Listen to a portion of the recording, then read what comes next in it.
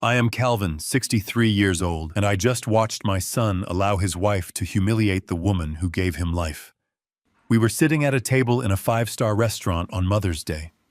When the waiter approached to ask about the check, my daughter-in-law pointed her finger right at my wife and loudly declared that they were not paying for her.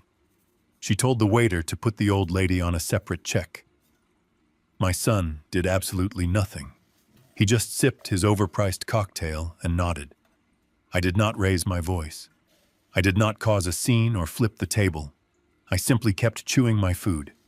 But by the time I swallowed that bite of steak, I had already initiated a mental sequence of events that would strip them of their home, their cars, and their entirely fake livelihood.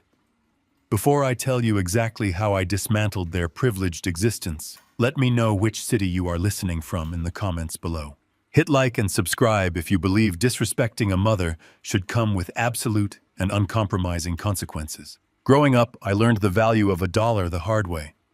I built a heavy machinery leasing company from the ground up, starting with a single rusted backhoe and a mountain of debt. My hands still carry the scars from those early years when I was turning wrenches in the freezing rain just to keep the equipment running. My wife Diane was right there beside me. For 38 years, she has been my rock. She worked double shifts as a nurse early in our marriage so we could afford to keep the lights on while the business was bleeding cash. She sacrificed her youth, her sleep, and her peace of mind to ensure our family survived. More importantly, she poured every ounce of her soul into raising our only son, Tyler. She was the kind of mother who would go without a winter coat so Tyler could have the expensive baseball cleats he wanted. Now Tyler is 34 years old. He sits across from me wearing a tailored suit that he did not pay for. He runs a tech startup that produces absolutely nothing of value. It is essentially a hobby funded entirely by my corporate accounts. I allowed it because Diane asked me to give him a chance to find his own path. I gave him a platinum corporate card linked to my holding company with the strict understanding that it was for business expenses. Instead, he has been using it to fund an illusion of immense wealth for himself and his wife Harper. Harper is a woman whose arrogance is only matched by her sense of entitlement. She comes from a family that looks rich on paper but is drowning in debt. She married Tyler assuming he was the sole heir to a massive fortune, and she treats my money like it is her personal birthright. I have watched her for 3 years, constantly making passive-aggressive comments about Diane. She criticizes the way my wife dresses. She mocks our modest suburban home, and she acts as if spending time with the people who bankroll her entire lifestyle is a massive burden. I tolerated it only for Diane because my wife desperately wanted a relationship with her son. That brings us to El Aura. It is a ridiculously overpriced downtown steakhouse, the kind of place with velvet ropes outside and menus that do not list the prices. Tyler had actually invited us out for Mother's Day. He called Diane earlier in the week and told her he wanted to treat her to a special dinner to show his appreciation. Diane was so excited she spent an hour doing her hair and wore the pearl necklace I bought her for our 30th anniversary. She just wanted a nice evening with her boy. The dinner started off tense. Harper complained about the seating, about the temperature in the room, and about the vintage of the wine. She ordered the most expensive items on the menu, including a towering seafood appetizer that she barely touched. Tyler just sat there agreeing with every complaint she made, desperate to keep her happy. Diane tried her best to steer the conversation toward pleasant topics, asking Tyler about his business and asking Harper about her recent vacation to Aspen. A vacation I later discovered was paid for entirely with my company funds. Harper gave short, dismissive answers, rolling her eyes and checking her phone constantly. Then came the moment that changed everything. The waiter, a polite young man in a crisp white apron, approached our table and cleared his throat. He looked at Tyler, who had made the reservation, and politely asked if the bill would be together or separate. Before Tyler could even open his mouth, Harper dropped her phone on the table. She sneered, looking directly at Diane with a completely chilling expression. She raised her hand, extended a perfectly manicured finger, and pointed it right at my wife. "We are not paying for her," Harper declared, her voice loud enough to carry to the neighboring tables. Put the old lady on a separate check. The silence that fell over our table was deafening. Even the waiter looked completely stunned, shifting his weight uncomfortably and holding his pen frozen over his notepad. I slowly turned my gaze to my son. This was the moment for him to be a man. This was the moment for him to tell his wife to lower her voice, to apologize to his mother, and to hand the waiter his card. I waited for him to defend the woman who had rocked him to sleep when he had a fever, the woman who had given him everything. Tyler looked at his mother. Then he looked at Harper. He swallowed hard, reached out, and picked up his glass. He took a slow sip of his $40 craft cocktail and gave a slight cowardly nod to the waiter, confirming his wife's demand. I looked at Diane. Her face had completely crumpled. The light in her eyes, the joy of Mother's Day, the hope of a relationship with her son, it all just died in an instant. She looked down at her plate, her hands trembling slightly in her lap, as she tried to fight back the tears of pure humiliation. She had been reduced to a burden, an unwanted guest at her own celebration, forced to endure public embarrassment by a woman who produced nothing and consumed everything. I did not yell. I did not stand up and cause a scene. Decades in the cutthroat business of heavy machinery taught me that anger is a useless emotion if it is not channeled into immediate, calculated action. Screaming at them would only give Harper the satisfaction of calling me crazy and playing the victim. So I did the absolute last thing they expected. I picked up my fork, sliced off a piece of my steak, and took a bite. I chewed slowly, savoring the expensive cut of meat. I looked Harper dead in the eyes, and I swallowed. She gave a triumphant little smirk, leaning back in her chair and crossing her arms. She thought she had won. She thought my silence was an admission of defeat, a sign that I was too old and too tired to fight back. She assumed that she had established dominance over the family hierarchy right there in the middle of the restaurant. What Harper did not realize was that my silence was not submission. It was a cold, clinical calculation. In the span of 30 seconds, my brain had shifted gears entirely. I was no longer a disappointed father dealing with a rebellious son. I was a chief executive officer looking at a toxic, deeply compromised asset. And in my business, when an asset becomes a liability, you do not argue with it. You liquidate it. I sat there doing the math. I mentally tallied up the corporate platinum cards, the supplemental accounts, the business lease for his fake startup, and the private mortgage I held on their $1 million suburban home. They were living entirely inside a financial fortress that I had built, and I held the only key. By refusing to pay for a single meal for my wife, they had just signed the death warrant for their entire privileged existence. I wiped my mouth with my linen napkin and placed it neatly on the table. I looked at Diane, giving her a reassuring nod, telling her silently that I had everything under control. I told the table I needed to use the restroom.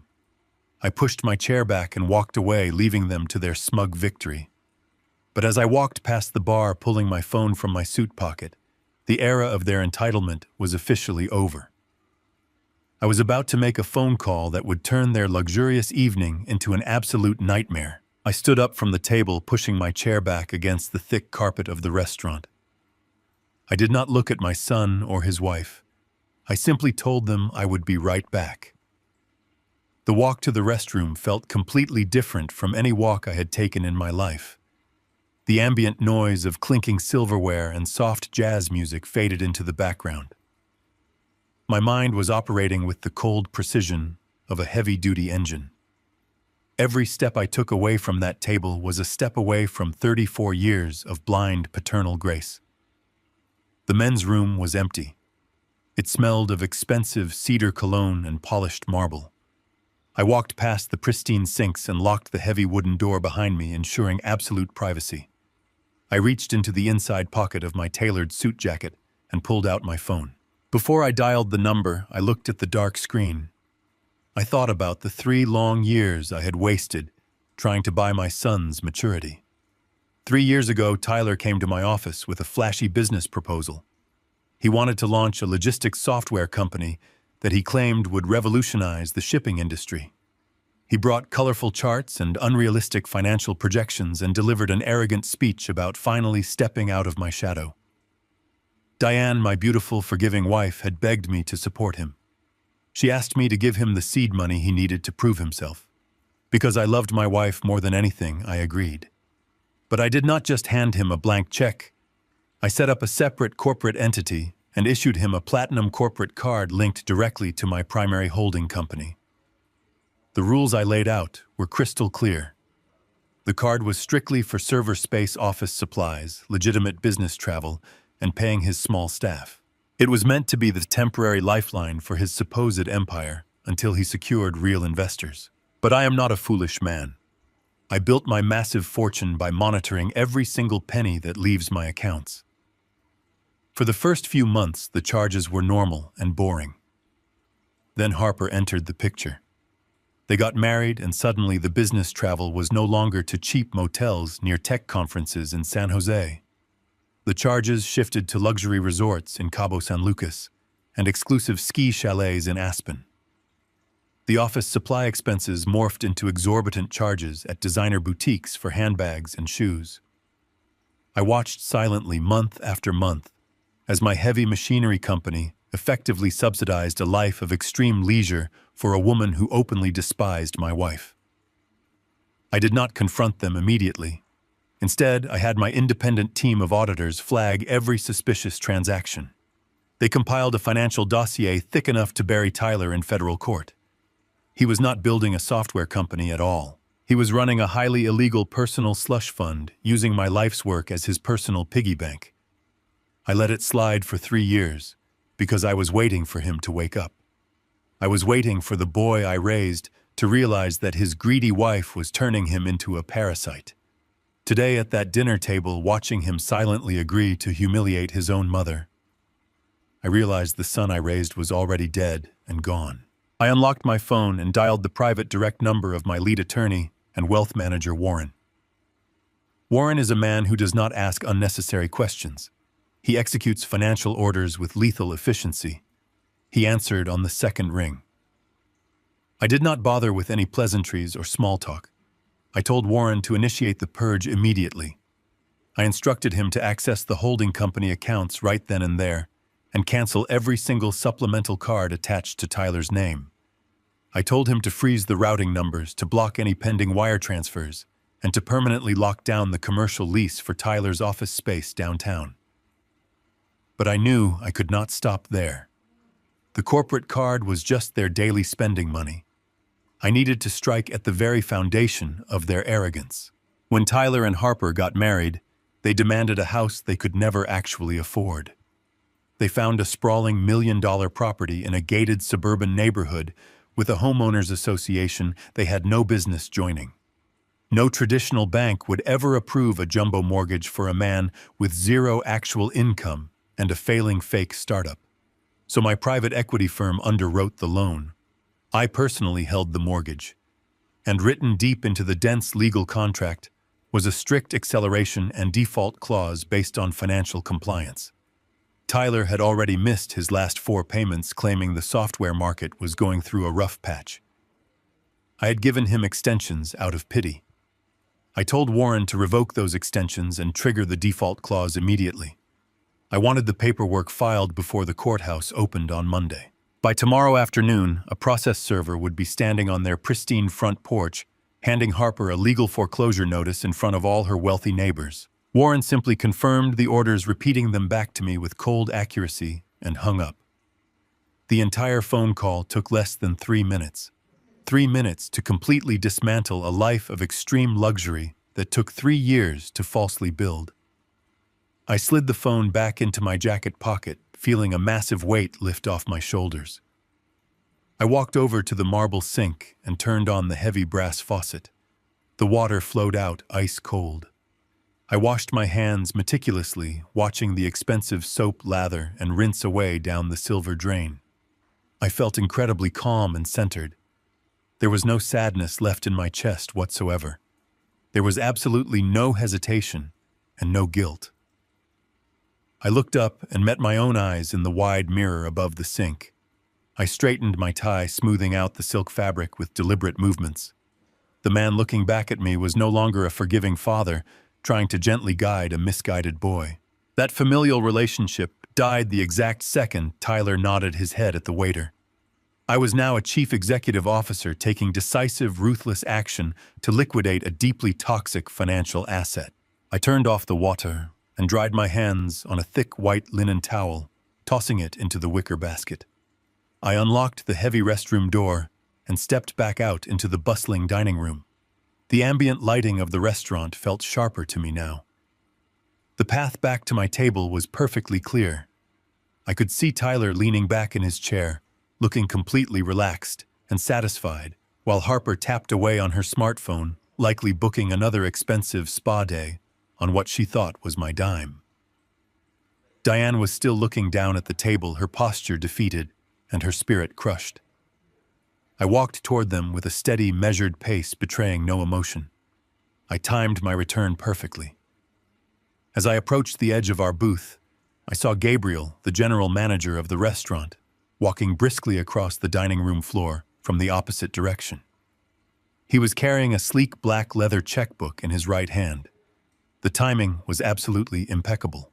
The financial trap had been meticulously set, the execution was fully in motion, and the first heavy domino was about to fall right onto their expensive dinner plates. I returned to our booth feeling a profound sense of clarity. The dining room of the restaurant was buzzing with the quiet hum of wealth and privilege, but our table felt like an isolated island of tension. Diane was still staring at her lap, her untouched sea bass growing cold on the expensive porcelain plate. Tyler and Harper were leaning in close to each other, whispering and laughing. They probably thought they had broken my spirit. They thought my trip to the restroom was a retreat, a moment for an old man to go lick his wounds. They had no idea I had just detonated a massive financial bomb under their entire life. I slid into the leather booth next to my wife and placed my hand gently over hers. Her skin was cold. I gave her fingers a reassuring squeeze, letting her know without words that the era of our suffering was officially over. Just as I settled in Gabriel, the restaurant manager approached our table. Gabriel was a highly polished professional who prided himself on absolute discretion and flawless service. He carried a sleek black leather checkbook, holding the financial damage of Harper's gluttony. He placed it gently in the center of the table right between Tyler and me. I did not even look at the itemized receipt. I already knew it was an astronomical number fueled by imported seafood and ridiculously overpriced cocktails. I slowly reached into my breast pocket and pulled out my leather wallet. I bypassed the black credit cards and withdrew 2 crisp $100 bills. I leaned forward and placed the cash deliberately on top of the leather folio. I looked Gabriel in the eye and told him softly but firmly that this cash was to cover the meal and a generous tip for my wife and myself alone. Tyler let out a loud, arrogant scoff. He shook his head, leaning back in his chair with a look of absolute pity on his face. He actually thought my cash payment was a sign of weakness. He thought I was throwing a petty little tantrum because my feelings were hurt. He reached into his designer suit jacket and pulled out the heavy metal platinum corporate card I had issued to him 3 years ago. The card that said Vanguard Heavy Machinery right beneath his printed name. He tossed it onto the table with a loud clatter. The heavy titanium smacked against the wood, a sound meant to display his absolute power and dominance over the situation. He told Gabriel to put the rest of the garbage on his card and to bring them the dessert menu immediately. Gabriel nodded politely, picking up the leather folio with my cash and the metal card. He turned on his heel and walked gracefully toward the back office where the main payment terminals were kept.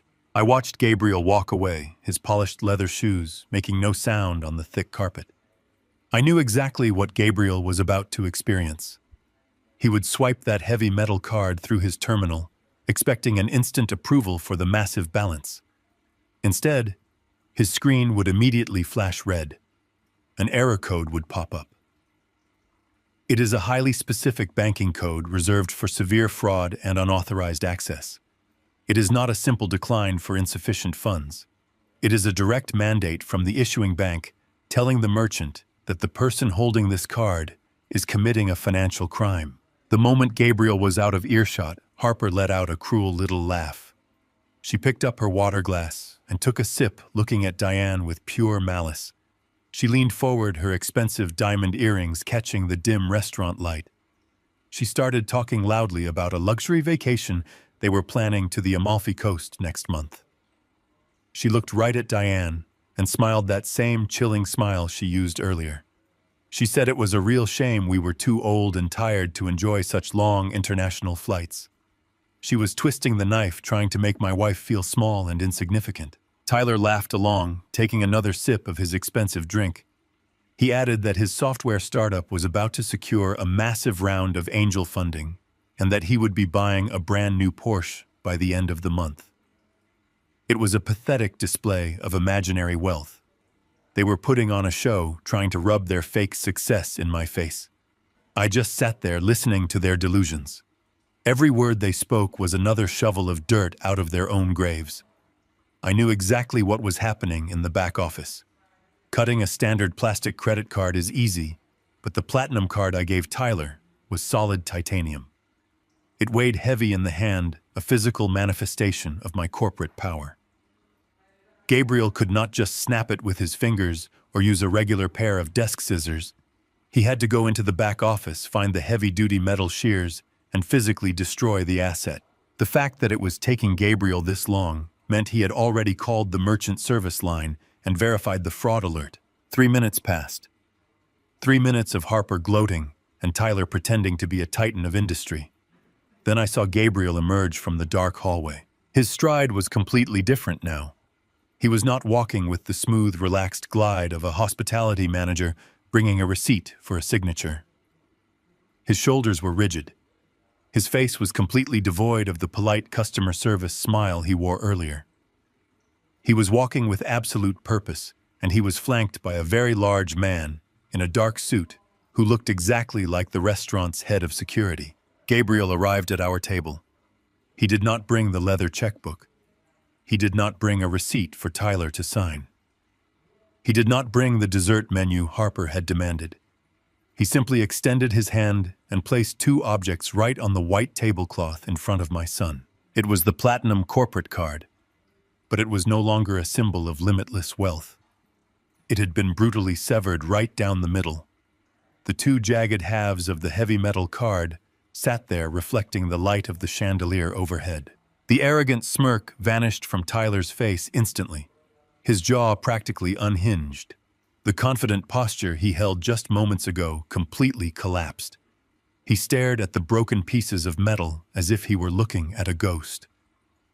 Harper stopped talking mid-sentence, her mouth hanging slightly open in total confusion. She looked from the broken card to Gabriel and then finally to Tyler. Gabriel stood incredibly straight. He did not lower his voice to spare their feelings. He spoke clearly and deliberately, ensuring that the neighboring tables could hear the consequences of their actions. He looked directly at Tyler and delivered the sentence that would end their world. "Sir, your father has paid for his wife," Gabriel stated, his voice ringing like a bell of absolute doom. "But the bank just flagged this card for unauthorized use. They have permanently deactivated the account and instructed me to confiscate the plastic immediately. Your remaining balance for this table is $940. The words hung in the air like thick, choking smoke. $940. That was the exact cost of Harper's imported oysters, her multiple craft cocktails, the massive tomahawk steak Tyler ordered, and the sheer arrogance of their existence. I watched the blood completely drain from Tyler's face. He went from a flushed, confident pink to a sickly, deathly pale in less than 2 seconds. He opened his mouth to speak, but absolutely no sound came out. His brain was desperately trying to process the absolute impossibility of the situation. The magic plastic shield that had protected him from reality for 3 long years had just been shattered into a million pieces. Harper looked like she had just been physically struck by a heavy machine. Her eyes darted wildly around the restaurant, suddenly hyper-aware of the wealthy people at the next table who had stopped eating to watch the spectacle unfold. She grabbed Tyler's arm, her perfectly manicured nails digging into his expensive suit jacket. She frantically whispered at him, asking what was happening and demanding that he fix it right now. but Tyler could not fix it. He knew exactly what this meant. He knew the card was tied directly to my holding company, and he knew the only person on Earth who could authorize a permanent deactivation and confiscation was sitting right across from him, calmly breathing the conditioned air. He slowly raised his eyes from the severed card and looked at me. I did not look angry. I did not look triumphant. I looked absolutely nothing. I gave him the same cold, emotionless stare I would give a bankrupt vendor who failed to deliver on a contract. They were now completely trapped in a luxury restaurant with a massive unpayable bill staring down a stern manager who was backed by heavy security. They had zero personal funds, zero emergency savings, and absolutely no safety net to catch them. The free ride was officially over, and the massive check had finally come due. The silence that fell over the table after Gabriel announced the massive balance was absolute. It was the kind of heavy, suffocating silence that follows a terrible car crash before anyone starts screaming. I sat perfectly still, watching the reality of the situation crash into Harper's thick skull. For 3 years, she had lived under the delusion that she was a queen, untouchable, and infinitely wealthy. She had spent the entire evening treating the restaurant staff like peasants and treating my wife like an unwanted stray dog because she believed she held all the power.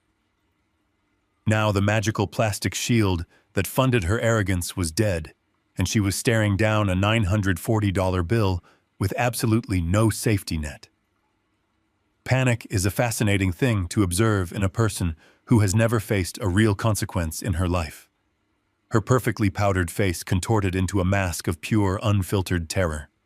She let out a sharp, frantic gasp and immediately lunged for her oversized Prada handbag. I recognized that bag. It was a limited edition piece that cost at least $3,000. I knew exactly how much it cost because she bought it using my company money during one of their fake business trips. Now she was digging through that expensive Italian leather bag like a starving animal desperately searching for scraps. She pulled out a thick designer wallet, and her hands were shaking so violently she could barely open the clasp.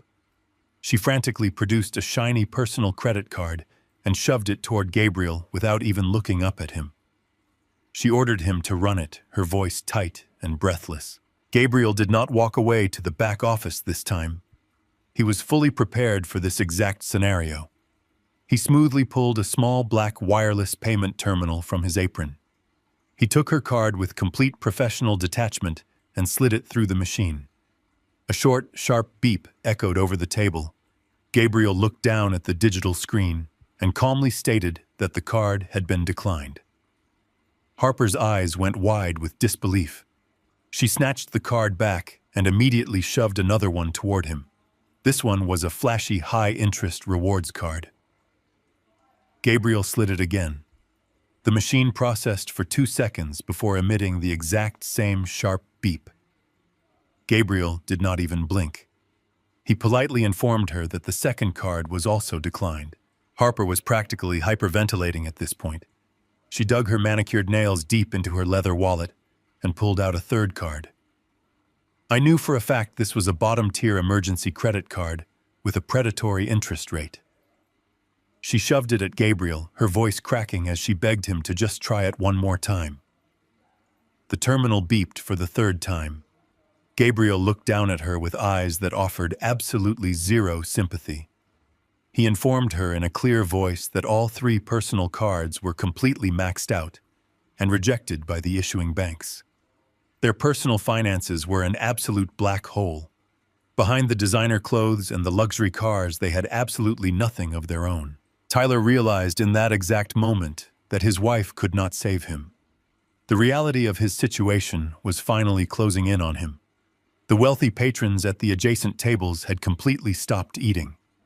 They were openly staring, watching the young, arrogant tech executive completely unravel in the middle of a fine dining establishment. Tyler knew that if they could not produce a valid payment, Gabriel would have no choice but to involve the police. Tyler turned his attention to me. The absolute panic in his chest quickly mutated into furious entitlement. He leaned aggressively across the table, his expensive suit wrinkling against the wood. He hissed at me, his voice trembling, with a mixture of fear and pure rage. He demanded that I open my wallet and pay the bill right that second. He actually gritted his teeth and aggressively reminded me that I was his father. He tried to weaponize our biological bond to force my compliance. He thought the public pressure, the whispering crowd, and the shame of a police scene would force me to surrender and rescue him like I always did. He severely miscalculated my resolve. I did not argue with him. I did not raise my voice or offer a single excuse or explanation. I simply pushed my heavy wooden chair back and stood up from the table. I walked slowly around the edge of the booth and extended my hand to Diane. She took it, her fingers still trembling slightly from the emotional whiplash of the evening. I gently helped my wife out of the leather booth and carefully draped her elegant winter coat over her shoulders. I treated her with the utmost respect and tender care, completely ignoring the two panicking adults sitting just inches away from us. Once Diane was secure and ready to leave, I turned back to look down at my son. He was staring up at me with wide, desperate eyes, practically begging me to fold. I kept my voice incredibly calm and low, ensuring that only he could hear the absolute finality in my tone. I looked him dead in the eyes and told him that I am responsible for my wife. Then I slowly shifted my gaze to Harper, who was still clutching her useless stack of maxed-out credit cards. I looked back at Tyler and told him that he is responsible for his wife. I did not wait for his response. I did not wait for another outburst or another plea. I placed my hand gently on the small of Diane's back, and we turned around. We walked right past Gabriel, we walked right past the whispering wealthy patrons, and we walked out the heavy glass front doors of the restaurant, leaving them completely abandoned. The night air outside was cool and crisp. Taking that first breath outside the restaurant felt like tasting absolute freedom. I did not immediately walk toward the valet stand to retrieve my car. I stopped on the concrete sidewalk and turned around to look back through the massive floor-to-ceiling glass windows of the dining room. I wanted to witness the exact moment the entitlement was physically stripped from his body. Through the thick glass, I saw Gabriel give a very subtle nod to someone off in the shadows. Immediately, a massive man in a dark tailored suit stepped out from near the kitchen entrance. It was the restaurant's head of security. The massive man walked directly over to our former booth and stood right behind Tyler, crossing his thick, muscular arms. He was a silent physical threat, a very clear message that Tyler and Harper were not leaving that building until the debt was completely settled. I could see Tyler frantically talking, his hands waving wildly in the air as he tried to negotiate a way out of the trap. He was likely offering to leave his useless driver's license or promising to return tomorrow morning with a cashier's check. Gabriel just slowly shook his head, rejecting every desperate offer. Then Gabriel raised his hand and pointed a long finger directly at Tyler's left wrist. Even from my spot on the sidewalk, I knew exactly what Gabriel was demanding as collateral. It was a solid gold luxury watch. I had personally purchased that magnificent timepiece for Tyler on his 30th birthday. It cost over $8,000. I gave it to him as a symbolic gift, a reminder that he needed to start using his time wisely to build a real solid future for himself. Instead, the watch had become just another flashy accessory for him to show off at expensive country clubs. Through the thick glass, I watched my son slowly reach over with a completely defeated, trembling hand and unbuckle the heavy gold clasp. He slid the beautiful watch off his wrist. He hesitated for a fraction of a second, staring down at it, knowing that he was handing over his absolute last shred of dignity and fake wealth. Then he placed it gently on the white tablecloth right next to the broken, jagged pieces of his titanium corporate card. Gabriel picked up the heavy watch, inspected it briefly in the light, and gave a sharp nod. He slipped the watch into his pocket and gestured toward the front door, indicating that they were finally free to leave the premises. I watched them slowly stand up from the table. Harper looked completely destroyed. Her posture was severely hunched, and she kept her eyes glued to the floor, refusing to look at the people staring at her. But as Tyler turned toward the glass doors, his eyes suddenly met mine through the window. He did not look broken or humbled by the experience. He looked absolutely venomous. His jaw was clenched so tight, I thought his teeth might shatter, and his fists were balled tightly at his sides. The absolute humiliation of handing over his watch to a manager had not taught him a single lesson in humility. It had only ignited a massive, dangerous fire of pure hatred deep inside him. His arrogance was simply too deep to ever accept defeat gracefully. I knew right then, as I watched him march aggressively toward the exit, that this was not the end of the war. He was already plotting his revenge in his head, completely unaware that I had a massive legal and financial guillotine waiting to drop on his neck on Monday morning. The heavy doors of my luxury sedan closed, shutting out the cool night air, and the humiliating public scene we had just left behind on the sidewalk. I started the engine and pulled smoothly away from the valet stand, leaving my son and his wife to deal with the restaurant's security team. The interior of the car was completely silent, except for the soft hum of the tires rolling over the asphalt. For the first 10 minutes of the drive, neither of us spoke a single word. I navigated through the busy downtown streets, heading toward the quiet sanctuary of our suburban neighborhood.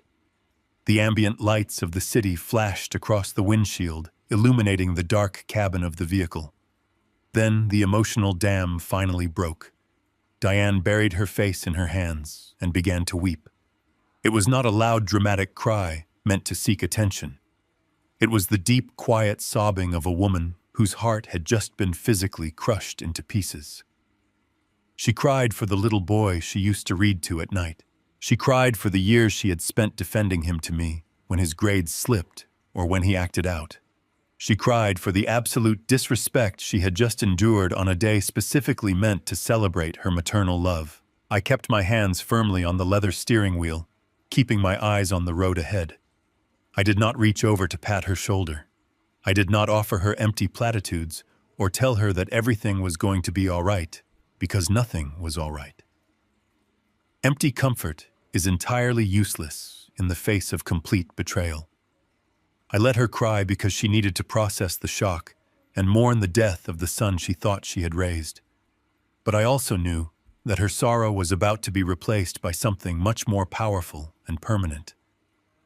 I turned the steering wheel and pulled the car off the main road, parking in a quiet, scenic overlook that faced the glittering skyline of the city below.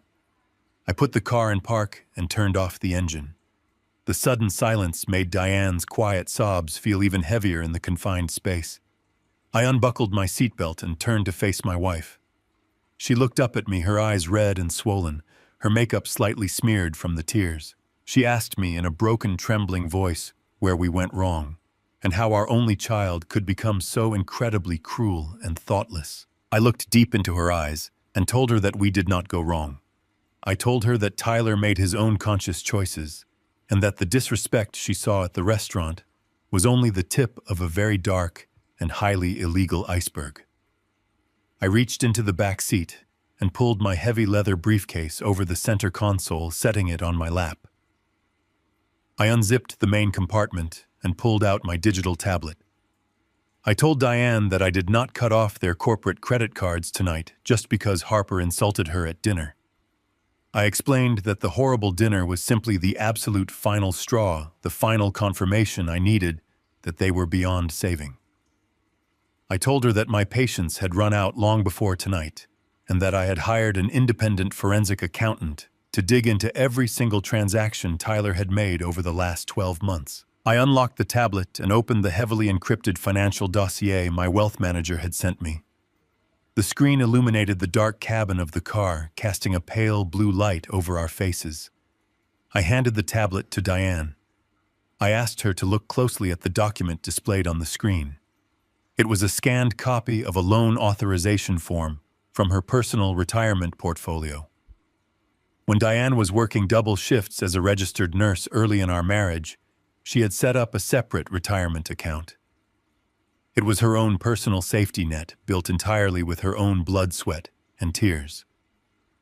It was money she had earned entirely on her own long before my heavy machinery business became a massive financial success. I pointed to the bottom of the digital document. I asked her if she recognized the signature on the authorization line. Diane squinted at the screen, her brow furrowing in deep confusion. She traced the digital ink with her trembling finger. She told me that it looked exactly like her signature, but she swore she had never signed any documents regarding that specific account in over a decade. I took a deep breath and delivered the crushing truth that would change our family forever. I told her she did not sign it. I told her that her son forged her signature. I watched Diane's face as the reality of my words slowly sank into her mind. I explained the exact sequence of events the forensic accountant had uncovered. 2 months ago, Tyler desperately needed a massive injection of cash. He had already maxed out the hidden limits on the corporate cards, and he knew my financial team would immediately flag a direct withdrawal of that size from the company accounts. So he bypassed my security entirely and went after the softest target he could find. He went directly after his own mother. He used old tax documents he had saved from helping us organize our files last year to perfectly replicate her signature. He submitted the forged paperwork electronically to her brokerage firm and successfully secured a loan of $50,000 directly against her personal retirement funds. Diane was completely speechless. Her breathing became shallow as she stared at the $50,000 figure highlighted in bright yellow on the digital screen. She asked me in a barely audible whisper what he possibly needed that much money for. She asked if his software company was in some kind of massive legal trouble or if he owed money to dangerous people. I shook my head slowly. I swiped the screen to the next page of the dossier. It was a certified receipt from an imported luxury car dealership located downtown. I told her he did not use the stolen money to save his fake business or pay off debts. He used her hard-earned nursing money to pay the massive cash deposit on a brand new luxury Mercedes for Harper. The silence in the car became absolute. The sound of Diane's quiet weeping stopped completely. The tears rolling down her cheeks seemed to dry instantly in the cold air of the car's climate control system. I watched a physical and psychological transformation take place right in front of my eyes. The hunched, defeated posture of a heartbroken mother slowly straightened. The woman who had spent 34 years giving Tyler the benefit of the doubt completely vanished into the night. In her place sat a woman who had just realized she had been aggressively robbed by the very person she had sacrificed everything to protect. She stared at the receipt for the luxury car. She thought about Harper pulling up to our driveway last week, showing off the expensive leather interior of that exact vehicle and acting as if she and Tyler had earned it through hard work. Harper had been driving around town flaunting a massive status symbol paid for entirely with Diane's stolen retirement funds. Diane slowly handed the tablet back to me. Her hands were no longer trembling. Her face was completely smooth, completely devoid of the sorrow and pain that had consumed her just moments before. Her eyes, which had been soft and weeping, were now as hard and cold as shattered glass. She looked out the windshield at the distant city lights. She did not ask me why Tyler did it. She did not try to justify his actions or blame Harper for manipulating him into doing it. A forged signature is a deliberate, calculated criminal act that requires planning and pure malice. It was an act of absolute financial violence against his own mother. Diane turned her head and looked directly at me. Her voice was incredibly steady and completely unrecognizable. It lacked any trace of maternal warmth or forgiveness. She asked me what my next move was. She did not ask me if we could fix him or send him to therapy. She did not ask me if we should sit him down for a serious family meeting to discuss his mistakes. She asked me for the battle plan. I felt a surge of immense respect and pride for my wife. I told her about the mortgage default I had authorized with Warren while standing in the restaurant restroom. I told her about the corporate locks being changed on his office doors first thing Monday morning. I told her that by tomorrow afternoon, they would have absolutely no money, no business, and nowhere to live. Diane listened to every detail with cold, calculating precision. She nodded her head slowly, approving of the total financial destruction I had initiated. Then she looked at the tablet resting on my lap and told me that the financial ruin was simply not enough. She stated clearly that Tyler had committed a felony against her personal property and that she would not allow him to walk away unpunished. She told me to call the police the exact moment we returned to the house to file a formal fraud report. The maternal bond had completely snapped. She was no longer a victim seeking comfort in the passenger seat of my car. She was now my most ruthless ally, fully prepared to burn their entire fake world to the ground. Monday morning arrived with a cold, gray, overcast sky that perfectly matched my clinical mindset. I was awake long before the sun came up, sitting in the dark of my home office, reviewing the final legal documents my legal team had prepared over the weekend. I drank my black coffee and left the house at 6, leaving Diane to sleep peacefully in our bed. She had exhausted her tears the night before, and now she was resting while I went to war. I drove my vehicle down to the commercial real estate district of the city, listening to the morning news on the radio. Among my many corporate holdings, I own a sleek glass and steel office building right in the heart of the tech sector. 3 years ago, I had leased the entire 4th floor of this premium building to Tyler for his supposed software startup. I gave him a ridiculously low rent rate just to help him get his business off the ground. Today, I was taking my property back and shutting down his adult playground for good. I parked my car in the underground garage and took the private, secure elevator directly up to the 4th floor. When the polished metal doors slid open, I stepped into what Tyler arrogantly called his corporate headquarters. It was a massive, open-concept space with exposed brick walls, polished concrete floors, and floor-to-ceiling windows overlooking the sprawling city skyline. It was meticulously designed to look like a billion-dollar tech company, but it was entirely empty of actual productive work. There were expensive imported espresso machines, ping-pong tables, and ergonomic leather chairs that cost thousands of dollars each. There was even a fully stocked custom bar in the corner. Everything in that room was paid for entirely by the sweat of my brow and the success of my holding company. I did not come to the building alone this morning. Warren, my lead attorney, was already there waiting for me in the lobby. He was standing next to a sharply dressed man holding a heavy clipboard who introduced himself as the independent financial auditor. Standing quietly behind them were 4 large men wearing dark tactical clothing. They were my private corporate security team brought in to ensure the transition was absolute and without incident. I gave a simple nod to the head of security, and they immediately went to work. The massive men began systematically moving through the pristine office space. They unplugged the top-of-the-line computer monitors and placed them gently into heavy-duty plastic moving crates. They gathered the expensive laptops, the massive server racks, the digital whiteboards, and every single piece of electronic equipment that my corporate money had purchased.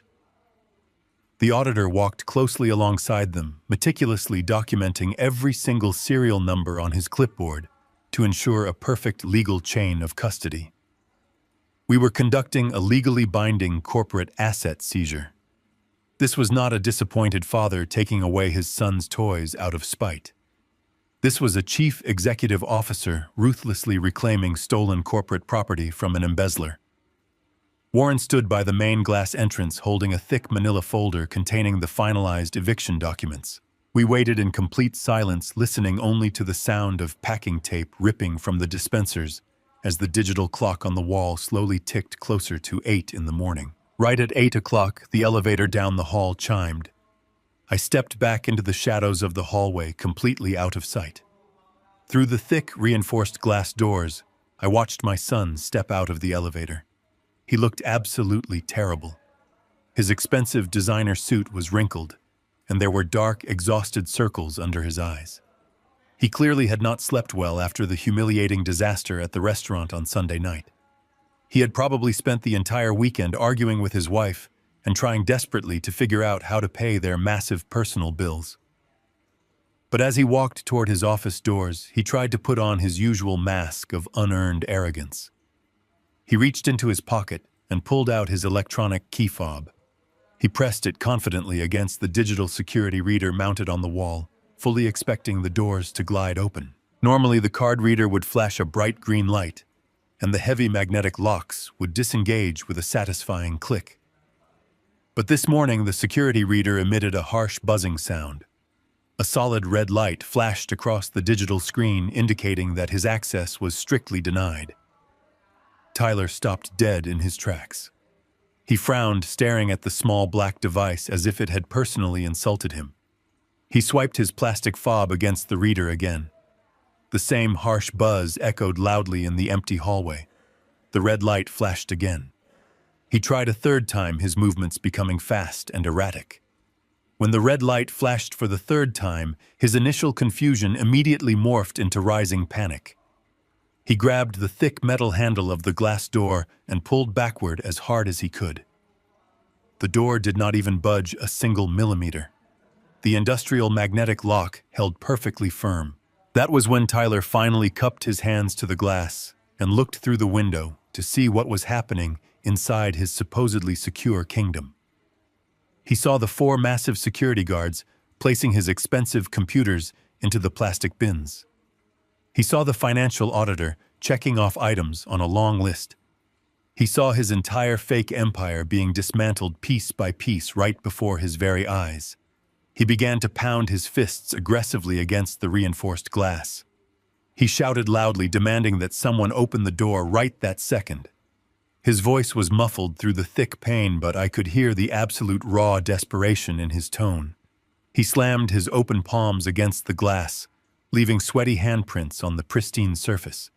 He honestly thought this was some kind of terrible mistake or a massive banking misunderstanding. He had absolutely no idea that I was standing just a few feet away, watching his entire fake world collapse into dust. I slowly stepped out from the shadows and walked toward the glass entrance. When Tyler saw me approaching, his eyes went incredibly wide. For a brief second, his shoulders dropped, and he looked intensely relieved, probably thinking I was there to save his business from being repossessed by the bank. I raised my hand and gestured to the head security guard. The guard walked over, typed a 12-digit master code into the keypad, and the heavy glass door clicked open. Tyler immediately tried to push his way inside the office, but the massive guard stepped forward, blocking his path with his wide, muscular chest. Tyler was forced to stand out in the public hallway, looking at me across the threshold of his own office. I walked forward until I was standing just a few inches away from him. Warren stepped up right beside me, holding the thick manila folder ready to execute his legal duties. I did not greet him. I looked him directly in his bloodshot eyes and handed him the thick stack of legal papers. I kept my voice incredibly calm and completely devoid of any parental warmth. I told him that the paperwork in his hand was a formal and binding eviction notice. Tyler stared at the papers, his mouth hanging open in complete shock. He stammered frantically, asking me what I was doing and demanding to know why my security team was taking his things. He tried to argue that he had a signed commercial lease and that I could not just lock him out without a 30-day warning. I looked over at Warren, who simply adjusted his silk tie and watched the pathetic spectacle with absolute professional indifference. I turned my attention back to my son and delivered the crushing legal reality of his entirely ruined situation. I informed him that he had indeed signed a commercial lease, but he clearly had never bothered to read the fine print contained in the addendums. I explained calmly that his lease was entirely contingent on his perfect financial standing with my primary holding company. I told him that the exact moment the bank flagged his titanium corporate credit card for severe fraud and unauthorized use, he was automatically placed into immediate default across all related contracts. His status as a commercial tenant was permanently and legally revoked the second. Gabriel, the restaurant manager, cut his credit card in half on Sunday night. Tyler started to hyperventilate. He pointed frantically at the security guards packing the crates and screamed that they were stealing his proprietary software and his personal office equipment. I shook my head slowly, rejecting his delusion. I corrected him, stating firmly that the holding company had purchased every single computer monitor every laptop and every desk in that entire room. The equipment belonged entirely to the company, and we were simply recovering our stolen corporate assets. In less than 60 seconds, Tyler went from being a proud, arrogant tech executive to a man standing in a public hallway with absolutely nothing to his name. His entire source of income, his daily routine, and his carefully crafted public image were completely annihilated with a few strokes of a pen. He realized with crushing clarity that he could not even log into a computer to check his emails because he did not own a computer. He was entirely locked out of his own life. He looked down at the eviction notice, trembling violently as the reality of his absolute poverty finally sank in. He had no money, no office, and no way to generate any legal income. But the absolute worst part of his nightmare was yet to come, and we both knew it. I looked at his terrified, pale face and knew exactly what was running through his panicked mind. He was thinking about his greedy, highly demanding wife. Harper was sitting in their massive suburban house right at that very moment, expecting him to fix their financial problems and secure their luxury lifestyle. She had absolutely no idea that her husband was currently standing in a hallway holding a worthless piece of paper completely stripped of his power and his wealth. And Tyler knew with absolute terrifying certainty that when Harper finally found out the truth, she was going to tear him to shreds. Tyler stood in the hallway for a long time after I handed him the eviction notice. When he finally walked out of that commercial building, he was a completely hollow shell of a man. He dragged himself to his car and began the long, humiliating drive back to his massive suburban home. I knew exactly what was waiting for him at the end of that drive. Harper was at home enjoying her usual Monday morning routine. She was likely lounging in her expensive silk robe, sipping gourmet coffee and browsing online catalogs for more designer furniture she could not afford. She was completely oblivious to the fact that the financial foundation of her life had just been entirely eradicated. When Tyler walked through the front door, he did not have to say a single word for her to know that something was catastrophically wrong. He collapsed onto the expensive Italian leather sofa and buried his face in his hands. He confessed everything. He told her about the severed corporate card at the restaurant. He told her about the security guards packing up his office. He told her about the eviction notice and the stark, terrifying reality that they literally had zero income and absolutely no access to any of my corporate funds.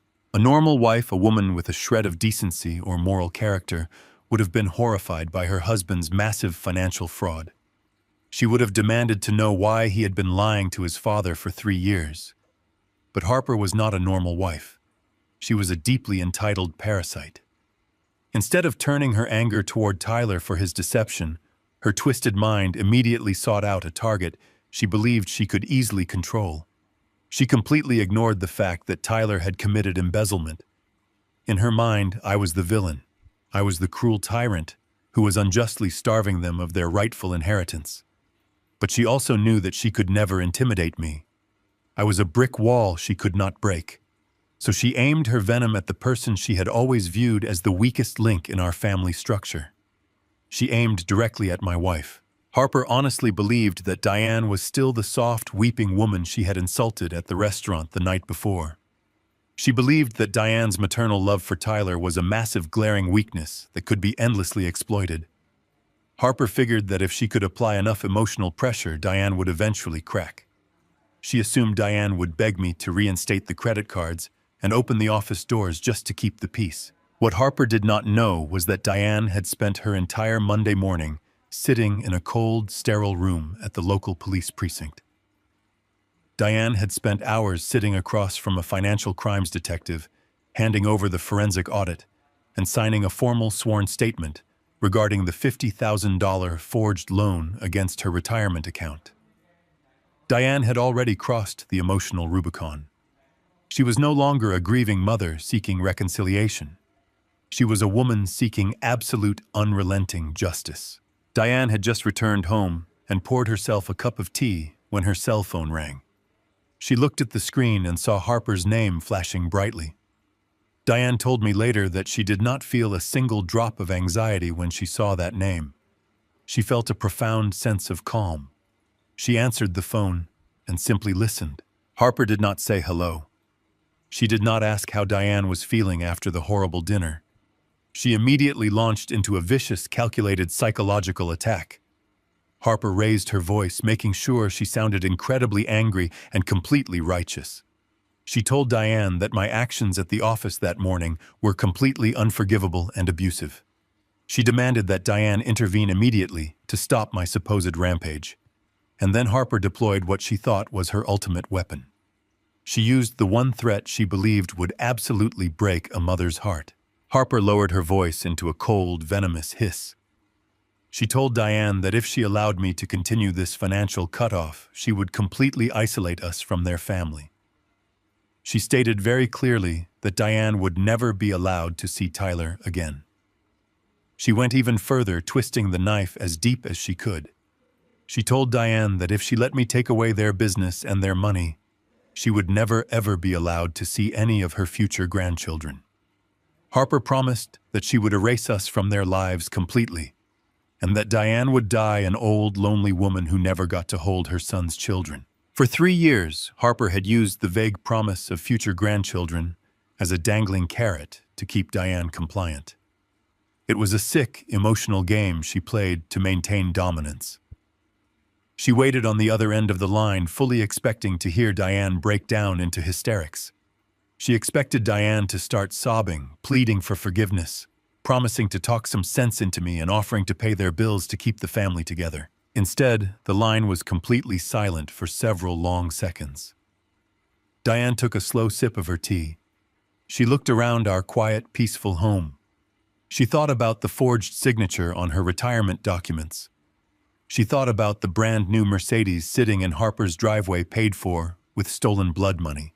When Diane finally spoke, her voice was so cold and so steady that it practically froze the air in the room. She did not shed a single tear. She did not offer a single apology. She completely shattered Harper's illusion of control with just a few sentences. Diane told her daughter-in-law that it was actually a very good thing she would never see those hypothetical children.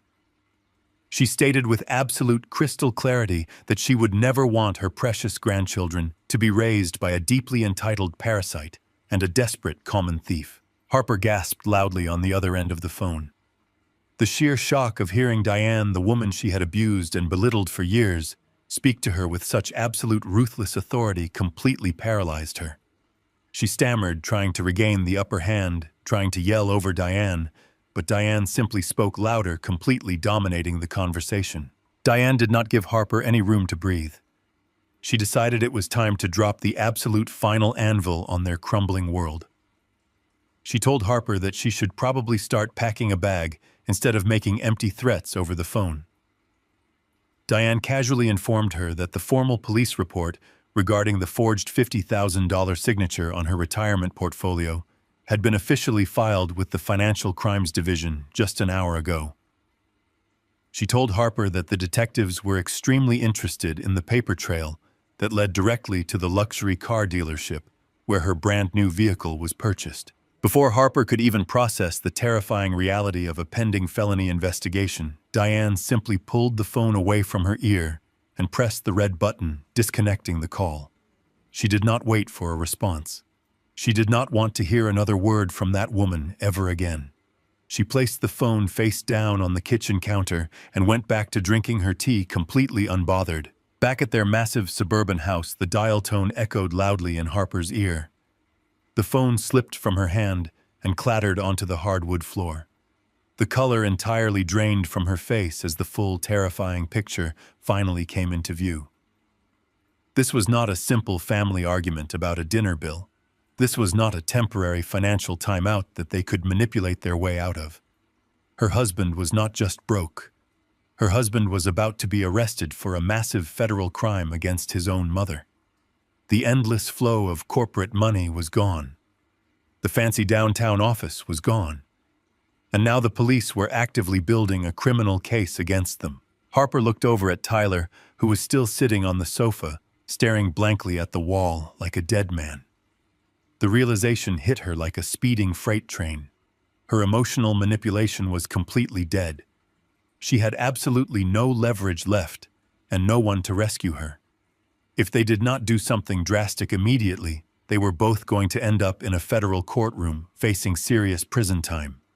Desperation is a very dangerous emotion, especially for arrogant people who have never had to fight their own battles. Her sheer panic quickly morphed into a frantic, highly aggressive survival instinct.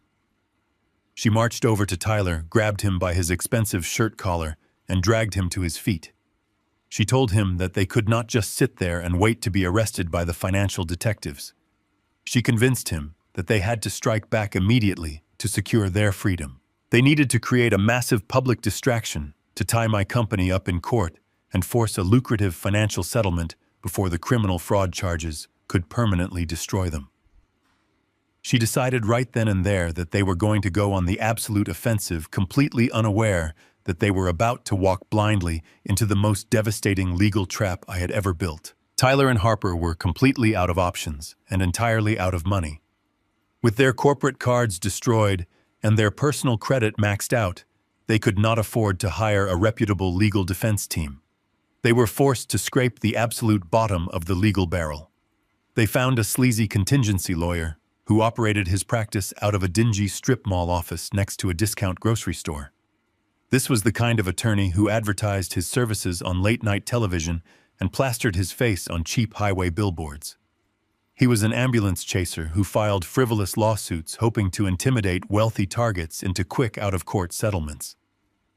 Tyler, my son, who had spent the last 3 years pretending to be a billionaire tech mogul, was forced to sit in a stained waiting room next to petty criminals and desperate scam artists. The lawyer saw Tyler's last name and immediately envisioned a massive unearned payday. He did not bother to request the actual financial documents or ask any hard questions about why my company had forcefully locked Tyler out of his office. He simply listened to Harper's twisted version of reality and began eagerly drafting legal papers. They decided their best strategy was to go on the absolute offensive and create a massive public spectacle. They honestly believed that if they made enough noise and threatened my pristine corporate reputation, I would quietly open my checkbook and pay them millions just to make the embarrassment go away. On Wednesday afternoon, my lead counsel Warren walked calmly into my executive office, carrying a remarkably thick stack of freshly filed court documents. Tyler and his strip mall attorney had officially filed a massive civil lawsuit against me, Diane, and Vanguard Heavy Machinery. I sat behind my heavy oak desk, took out my reading glasses, and carefully read through their ridiculous claims. They were suing my holding company for wrongful termination, formally claiming that Tyler was a legitimate salaried employee who was fired without just cause. They also claimed a severe breach of verbal contract, arguing that I had supposedly promised Tyler a permanent executive partnership in the firm and unlimited lifetime access to our corporate credit lines. It was a complete and utter work of fiction. They even added a claim for severe emotional distress, demanding millions of dollars in punitive damages. But the absolute most arrogant part of the massive lawsuit was their formal request for an emergency legal injunction. They were actually petitioning a local civil judge to completely freeze all of my corporate business assets and force me to reinstate Tyler's fake salary and credit cards while the lawsuit was actively pending. They wanted to hold my entire heavy machinery empire hostage so Harper could continue buying designer handbags and eating imported oysters. Filing a frivolous civil lawsuit was just the first phase of their desperate survival strategy. By Thursday morning, they had taken their campaign of vicious lies directly to the local press. I turned on the flat-screen television mounted in my office and watched the morning news broadcast with total emotional detachment. There was my son standing on the concrete steps of the county courthouse.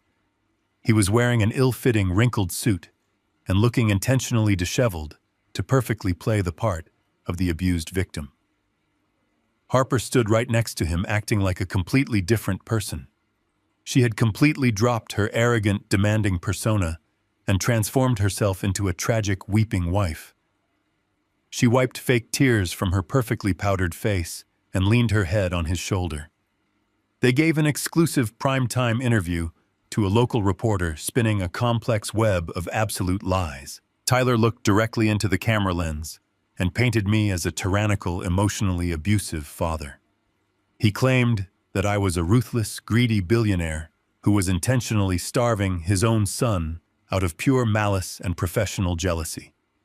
He boldly told the reporter that he had built a revolutionary software company from scratch through his own hard work, and that I had aggressively stolen it from him the very moment it became highly profitable. Harper chimed in softly, claiming that my financial cruelty had completely destroyed their marriage and ruined their mental health. They played the victim card with absolute shameless perfection, creating a classic narrative of a poor, struggling son fighting against a massive evil corporation. The public media spectacle had an immediate and highly measurable impact on my business operations. In the modern corporate world, public perception is incredibly fragile and highly volatile. Within hours of the news broadcast airing on local television and spreading like wildfire across social media platforms, the stock price of Vanguard Heavy Machinery took a noticeable and sharp dip. The financial markets absolutely hate family drama and unpredictable corporate leadership. My private office phone began to ring incessantly. Panicked board members, nervous investors, and key stakeholders were calling my private line demanding to know exactly what was going on. They were deeply concerned about the public relations nightmare and the potential damage to our brand identity. I had to call an emergency meeting in the main executive boardroom to address the rising panic. I sat at the head of the long mahogany table watching the sweat form on the foreheads of my top executives. One of my oldest board members sounded completely terrified, openly suggesting that we should just offer Tyler a quiet multi-million-dollar cash settlement to make the news story disappear. The board members were terrified that the emergency injunction might actually be granted by a sympathetic liberal judge. If the courts froze our assets, it would completely halt our international shipping operations, delay our ASIV vendor payments, and potentially bankrupt the entire holding company. Tyler was successfully using the public panic to turn my own corporate board of directors against me. I listened to their panicked suggestions for a full hour before I finally held up my hand to silence the room. I looked at the terrified executives and told them that panic is the enemy of profit. I assured them that no settlement would be offered and no money would be paid to extortionists. I dismissed the board members and walked back to my private office with Warren. I leaned back in my leather chair and looked out the massive windows, watching the city move far below me. I did not feel a single drop of fear, anxiety, or regret. I did not call my public relations team to issue a weak defensive statement.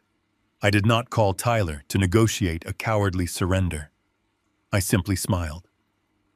Tyler honestly believed that he had backed me into a corner. He thought that the threat of bad press and dipping stock prices would force me to fold and give him everything he wanted. He fundamentally misunderstood the type of man he was dealing with and the immense power I wielded. He thought he was playing a simple game of public sympathy and emotional blackmail.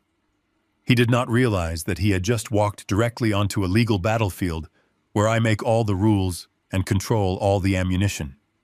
The civil lawsuit he filed was completely based on blatant lies and formal perjury. By formally filing those documents in a court of law and making those specific claims, he had officially crossed the line from a simple family dispute into a massive legal war. More importantly, his lawsuit completely opened him up to the legal process of discovery. He had given Warren and me the exact legal framework we needed to legally subpoena his private records and completely expose his federal embezzlement in front of a sitting judge. Tyler thought the lawsuit was his ultimate weapon, but it was actually the very rope he would use to hang himself. The local news cycle was having an absolute field day with the false lawsuit Tyler had filed against me. My corporate public relations department was in a state of absolute panic, begging me to issue a formal press release to defend my character. I refused their request entirely. I do not fight my battles in the fragile court of public opinion. I fight in the cold, hard reality of financial ledgers and binding legal contracts. Tyler wanted to play the wounded victim on television, hoping to force me into a quiet, multi-million-dollar settlement. He thought I would be paralyzed by the bad press and the whispering of my corporate board members. He completely forgot that a titan of industry does not care about the bleating of sheep. I decided to respond to his public media spectacle with a massive private financial strike. I was not going to argue with him on the local news. I was going to take the very roof from over his arrogant head. 2 years ago, Tyler and Harper decided they needed a massive upgrade to their living situation to properly reflect their fake success. They scoured the local real estate market and found a stunning $1.2 million estate located in an exclusive gated community. The property featured a sweeping circular driveway, a custom infinity pool, and a neighborhood association filled with the local elite. Naturally, the traditional mortgage lenders took one look at Tyler's entirely fabricated software startup and his lack of verifiable income, and they laughed him right out of their offices. Diane had begged me to help them secure the home, so my private equity firm legally purchased the property in cash and underwrote a private strict mortgage directly to my son. For the first few months, he actually made the monthly payments using the Platinum corporate credit card I had foolishly provided him. When I discovered that specific practice and put a stop to it, he simply stopped paying his mortgage altogether. For 24 consecutive months, I deferred his massive payments, completely absorbing the financial loss myself, because I did not want my only son to face the humiliation of foreclosure. I had been quietly shielding him from the severe consequences of his own financial incompetence. That protective shield was now completely gone. I sat in my quiet executive office and called Warren on his secure line. I told my lead attorney to pull the original mortgage contract from the corporate vault. I instructed him to formally execute the acceleration clause immediately. In the ruthless world of real estate finance, an acceleration clause is an absolute lethal weapon. It means that because the borrower has severely defaulted, the lender is no longer asking for the missed monthly payments to catch up. The lender is legally demanding the entire principal balance of the loan to be paid in full right this very second. Since Tyler did not have $1.2 million sitting in a checking account, the acceleration clause instantly triggered a fast-track commercial foreclosure. I told Warren I wanted the legal papers served to them by noon. I did not want them sent quietly through the certified mail. I wanted a private process server to hand the documents directly to Harper in broad daylight. Harper was completely unaware of the legal avalanche rushing toward her pristine, manicured lawn. Despite the fact that her husband was locked out of his office and all of their credit cards were severed, she was still desperately trying to maintain her illusion of high society dominance. That very morning, she was hosting an extravagant brunch for the elite women of her local country club. She had the entire event professionally catered, using the very last remaining funds from the stolen retirement money she and Tyler had taken from Diane. There were crystal pitchers filled with expensive mimosas, imported French pastries, and massive fresh floral arrangements decorating her sprawling marble kitchen island. She had invited these wealthy gossiping women over specifically to control the narrative regarding the lawsuit. She was parading around her massive living room, playing the part of the brave, tragic wife. She was telling her wealthy friends horrible, calculated lies about me, claiming that I was an abusive tyrant trying to ruin her beautiful marriage out of pure spite and jealousy. Right as Harper was pouring another glass of champagne and soaking up the fake sympathy of her gullible guests, a dark, unmarked sedan pulled up to her sprawling driveway. A tall man stepped out, wearing a sharp gray suit and holding a thick, heavy legal envelope. He walked right past the manicured hedges and the luxury vehicles parked out front.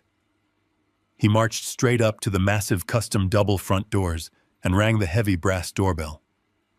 Inside the house, the loud chime echoed through the grand foyer, interrupting Harper's theatrical performance.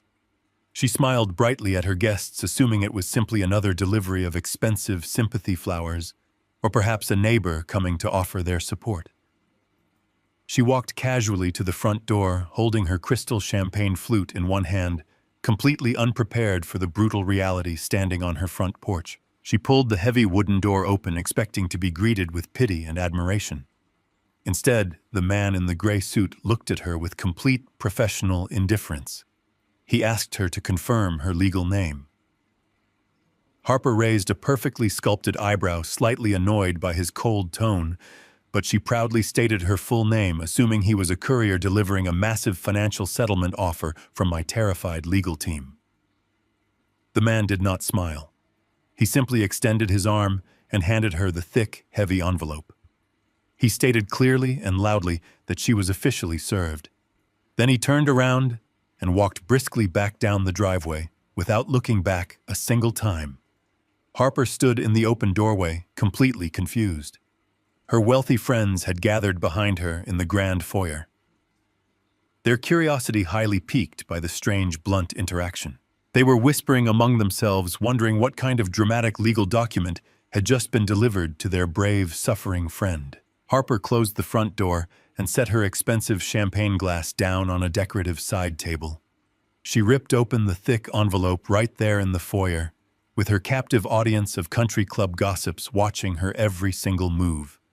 She pulled out the heavy stack of legal papers bearing the official embossed seal of the county court. She fully expected to see a desperate plea for a settlement or a formal retraction of the corporate lockout. Instead, the very first word printed in massive, bold, black letters at the top of the page was foreclosure. Her eyes darted frantically across the dense legal text, trying to comprehend the sheer magnitude of the financial strike. The document meticulously outlined every single missed payment over the last 2 years, exposing the absolute lie of their wealth to anyone who cared to look over her shoulder. It stated clearly that Vanguard Real Estate Holdings was legally seizing the property due to extreme and prolonged financial default. The blood completely drained from Harper's face, leaving her looking like a ghost. Her hands began to shake so violently that the thick stack of legal papers slipped from her grip and scattered all over the polished hardwood floor. Her wealthy friends stepped forward, looking down at the legal documents spread across the ground. In elite social circles, financial ruin is a highly contagious and deeply shameful disease. As the women read the bold words detailing the massive default and the immediate seizure of the property, the entire atmosphere in the room completely shifted. The fake sympathy they had been offering evaporated instantly. These women realized they were not standing in the home of a wealthy peer who was being bullied by a mean father. They were standing in a stolen house hosted by a completely broke fraudster who could not even afford her own mortgage. The women began making rapid, awkward excuses.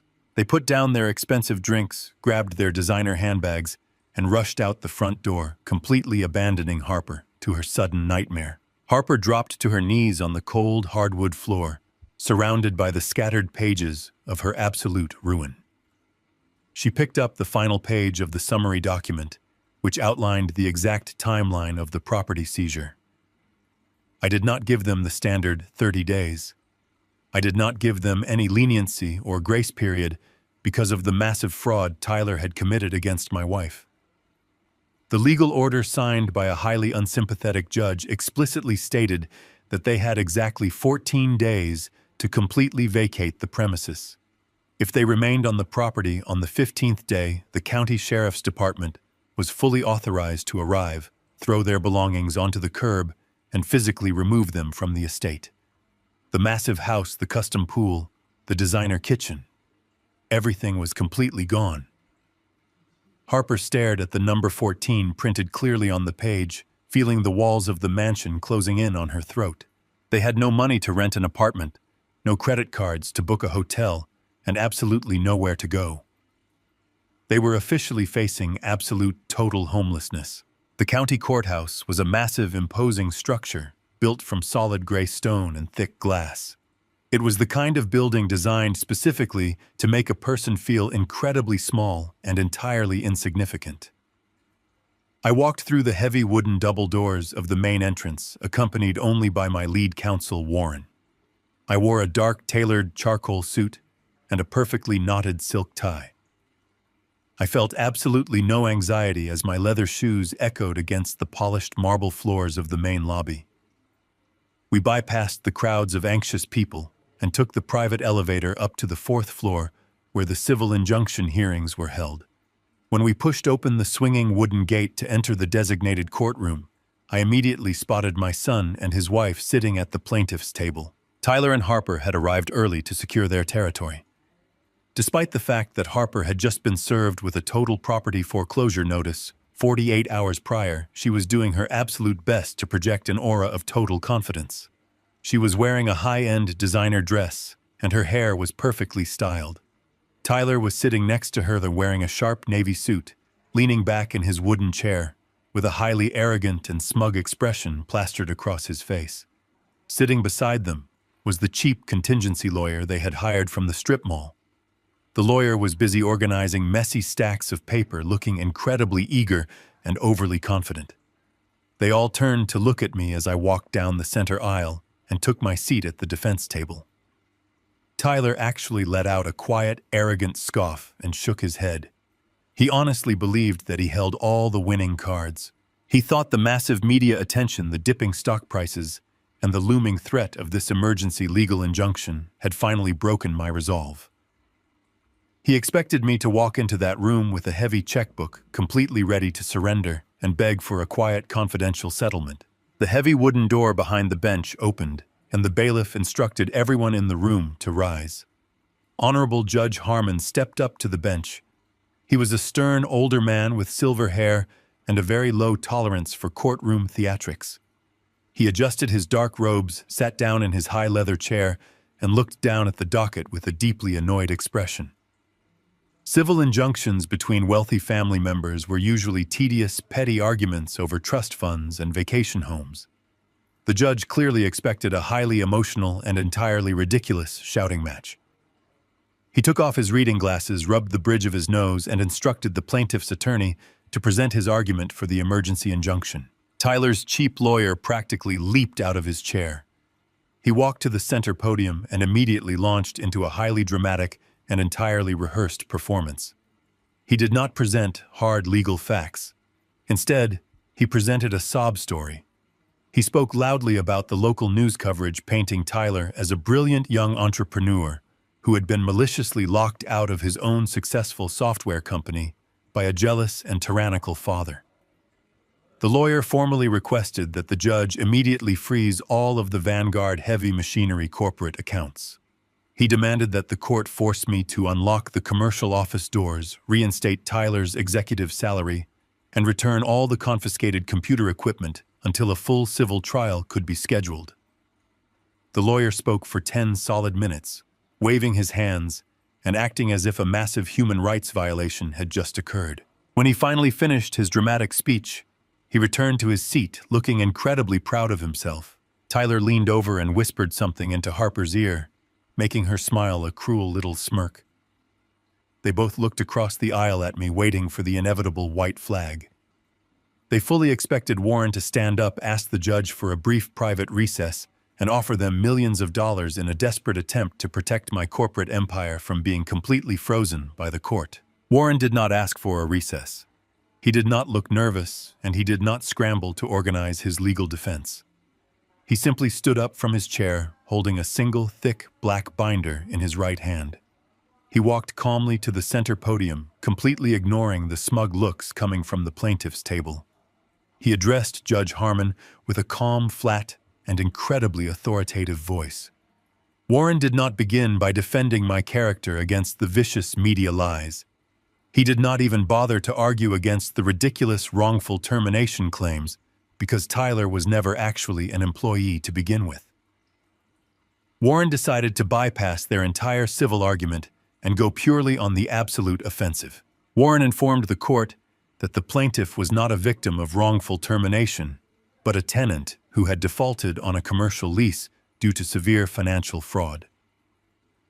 He stated that the emergency injunction request was nothing more than a desperate legal smokescreen designed to distract the court from a massive string of highly illegal activities. The cheap lawyer at the plaintiff's table immediately jumped to his feet, shouting an objection and claiming that Warren was making baseless, slanderous accusations. Judge Harmon completely ignored the cheap lawyer and instructed Warren to continue. Warren opened the heavy black binder and pulled out 3 identical copies of a deeply damning document. He handed one copy to the bailiff to deliver to the judge and politely offered another copy to Tyler's lawyer. Warren then detailed the exact nature of the $50,000 loan. He spoke clearly and deliberately, outlining how Tyler had secretly accessed his own mother's personal retirement portfolio. Warren explicitly stated for the official court record that the plaintiff had meticulously forged Diane Abbott's signature to illegally secure those funds. He explained that a formal felony fraud report had already been filed with the city police department and that a criminal investigation was currently highly active. The smug, confident smirk on Tyler's face completely vanished. The color drained from his cheeks so fast, he looked as though he might pass out right there in the wooden chair. Harper's cruel little smile collapsed into a mask of pure terror. Their cheap contingency lawyer stared down at the forged document in his hands, his eyes wide with absolute horror.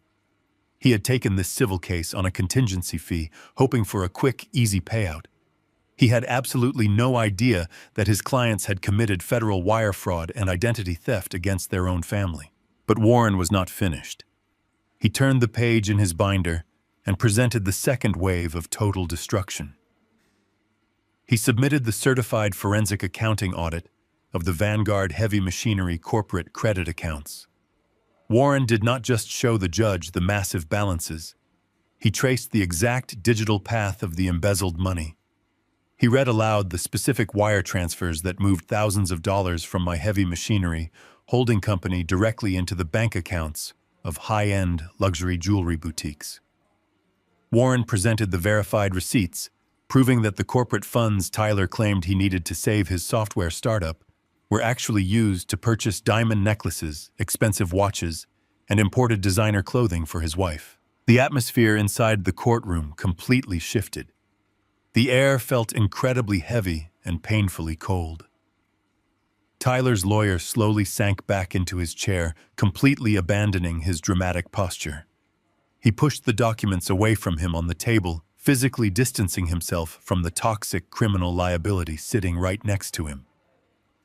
He realized in that exact moment that he was not representing a brilliant, abused tech CEO. He was representing a desperate, unhinged embezzler who was about to go to federal prison. I sat perfectly still at the defense table watching the reaction of the man sitting high up on the wooden bench. Judge Harmon stopped looking bored. He slowly picked up his reading glasses and slid them back onto his face. He picked up the forensic audit and the forged retirement documents, holding them close to his eyes. He read through the highlighted sections detailing the massive theft and the forged signatures. The initial annoyance that had been present on his face at the beginning of the hearing completely evaporated. It was instantly replaced by a look of deep, serious alarm. He lowered the documents and looked directly across the room at Tyler. The judge was no longer looking at a frustrated son involved in a petty civil dispute over a trust fund. He was looking at a man who had committed massive financial crimes and then possessed the sheer blinding arrogance to walk into a court of law and demand more money. The trap I had carefully laid was completely sprung, and there was absolutely no escape from the legal slaughter that was about to follow. The courtroom was entirely silent, except for the crisp sound of heavy paper turning. Judge Harmon sat high upon his wooden bench, completely absorbed in the black binder Warren had handed him. Every single second that ticked by felt like a grueling hour. I sat perfectly still with my hands folded, resting comfortably on the defense table. I did not blink and I did not look away. I kept my eyes fixed firmly on the man sitting across the wide aisle. Tyler was practically vibrating with nervous energy. The arrogant posture he had carried into the room just 20 minutes prior was completely gone. He kept swallowing hard, his throat working nervously against the collar of his expensive tailored shirt. He was watching the judge with wide, terrified eyes, desperately trying to read the facial expressions of the older man who suddenly held his entire future in his hands. Harper sat frozen right beside him, her perfectly manicured nails digging deep into the wooden edge of the plaintiff's table. She was no longer looking at me with that cruel, confident little smirk. She was staring blankly at the floor, taking shallow, rapid breaths as the crushing reality of her impending doom finally began to compress her chest. Judge Harmon spent 10 excruciating minutes reading through the certified financial documents. He meticulously examined the highlighted wire transfers and the clearly forged signature on my wife's personal retirement portfolio. He cross-referenced the dates of the massive unauthorized corporate withdrawals with the verified receipts from the luxury car dealership and the high-end downtown jewelry boutiques. He was a man who had dedicated his entire adult life to the strict interpretation of the law, and he possessed an absolute zero-tolerance policy for blatant perjury in his courtroom. When he finally reached the very last page of the forensic audit, he did not speak a word immediately. He slowly lowered his reading glasses, letting them hang from the thin black cord around his neck. He carefully closed the thick black binder and placed his hands flat on top of the dark cover. He looked out over this quiet courtroom, and the ambient air grew so incredibly heavy that it was genuinely hard to breathe. The mild annoyance he had displayed at the beginning of the emergency hearing had completely transformed into a cold, furious judicial authority. He reached out with his right hand and picked up his heavy wooden gavel. He did not tap it lightly to politely call the room to order. He raised it high into the air and brought it down against the wooden-sounding block with a massive cracking impact that echoed like a gunshot through the high-vaulted ceilings of the room. Tyler physically flinched backward in his wooden chair, jumping wildly at the sudden violent noise. Harper let out a quiet, high-pitched, startled gasp, covering her mouth with her trembling hand. Judge Harmon looked directly down at the cheap contingency lawyer, who was sitting completely paralyzed next to my son. The judge spoke with a booming voice that commanded absolute terrifying respect. He announced that he had thoroughly reviewed the plaintiff's formal request for an emergency injunction against Vanguard Heavy Machinery. He stated clearly for the official court record that the civil lawsuit filed by the plaintiff was not only completely devoid of any actual legal merit, but was an egregious and highly insulting abuse of the judicial system. Judge Harmon declared loudly that the civil lawsuit was officially dismissed with prejudice. For those unfamiliar with the strict rules of the law, a dismissal with prejudice is the ultimate judicial death sentence. It means the case is permanently closed, completely thrown out of court, and Tyler is legally barred from ever filing those ridiculous claims against my company ever again. His massive media-fueled public relations stunt was officially dead on arrival. But the judge was absolutely not finished. The frivolous civil matter was officially resolved, but the dark criminal matter had just been exposed to the absolute worst possible audience. Judge Harmon shifted his intense gaze away from the terrified strip mall attorney and focused his cold, furious eyes directly onto my son. He addressed him by his full legal name, his voice ringing with absolute finality through the quiet room.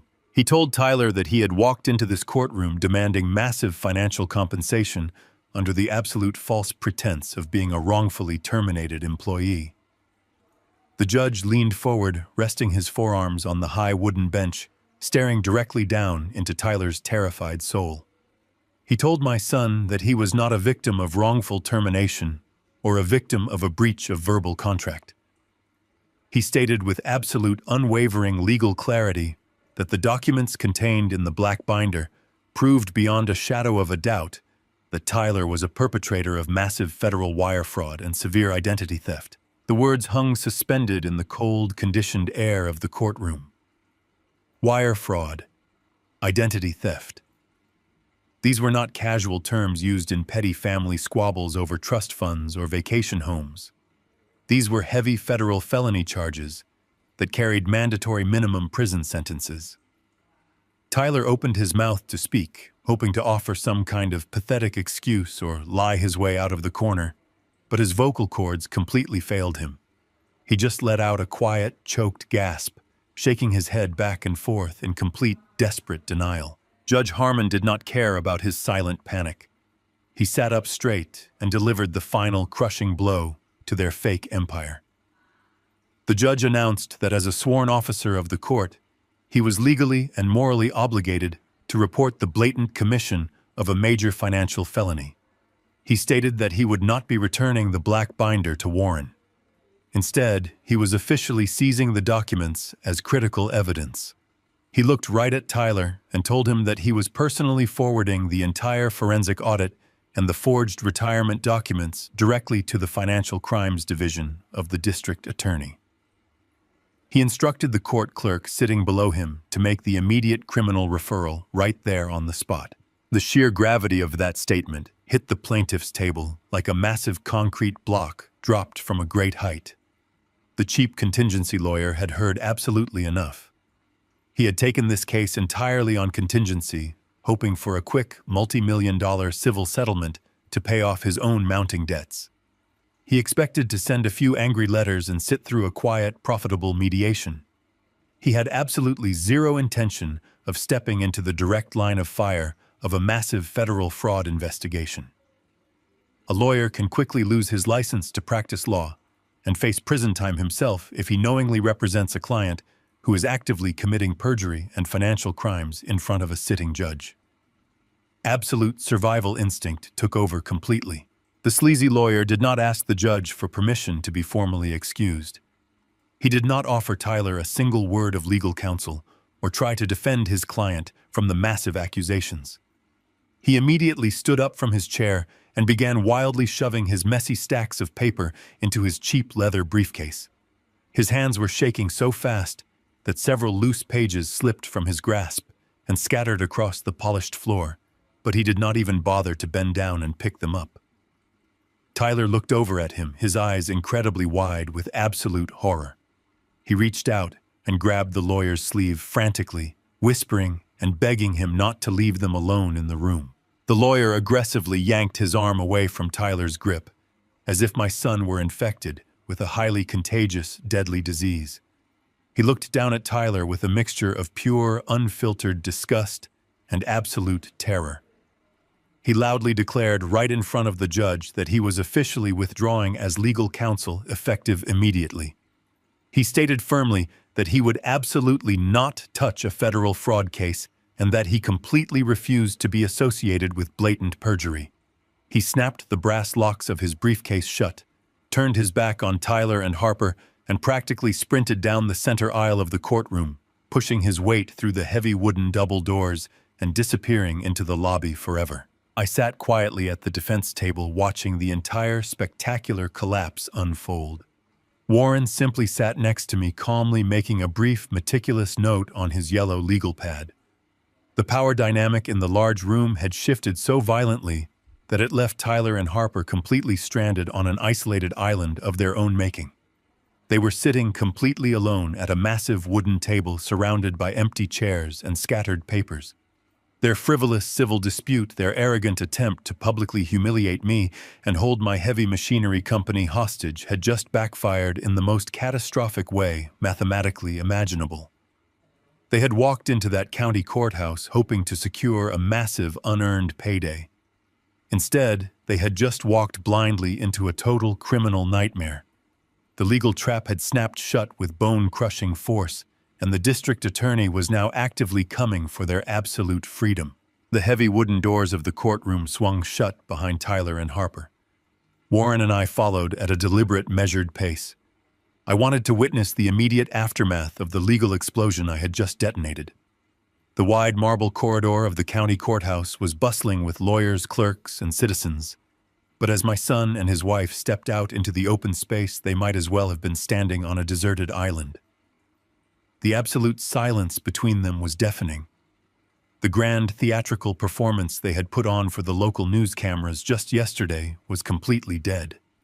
There was no more tragic wife leaning on her brave entrepreneur husband. There were only two desperate parasites realizing that the host body had just turned highly toxic. Tyler stopped walking near a large marble pillar. He leaned heavily against the cold stone, looking as if all the bones in his legs had suddenly dissolved. He was hyperventilating, his chest heaving under his expensive suit. He reached out a trembling hand toward Harper, seeking some kind of physical comfort or emotional reassurance. A loyal spouse would have grabbed his hand. A decent partner would have told him that they would hire a real criminal defense attorney and fight the charges together. But Harper was not a partner. She was an opportunistic predator, and she had just realized that her primary source of unearned wealth was about to be locked inside a federal penitentiary. Harper did not take his hand. Instead, She physically recoiled from him as if he were covered in venom.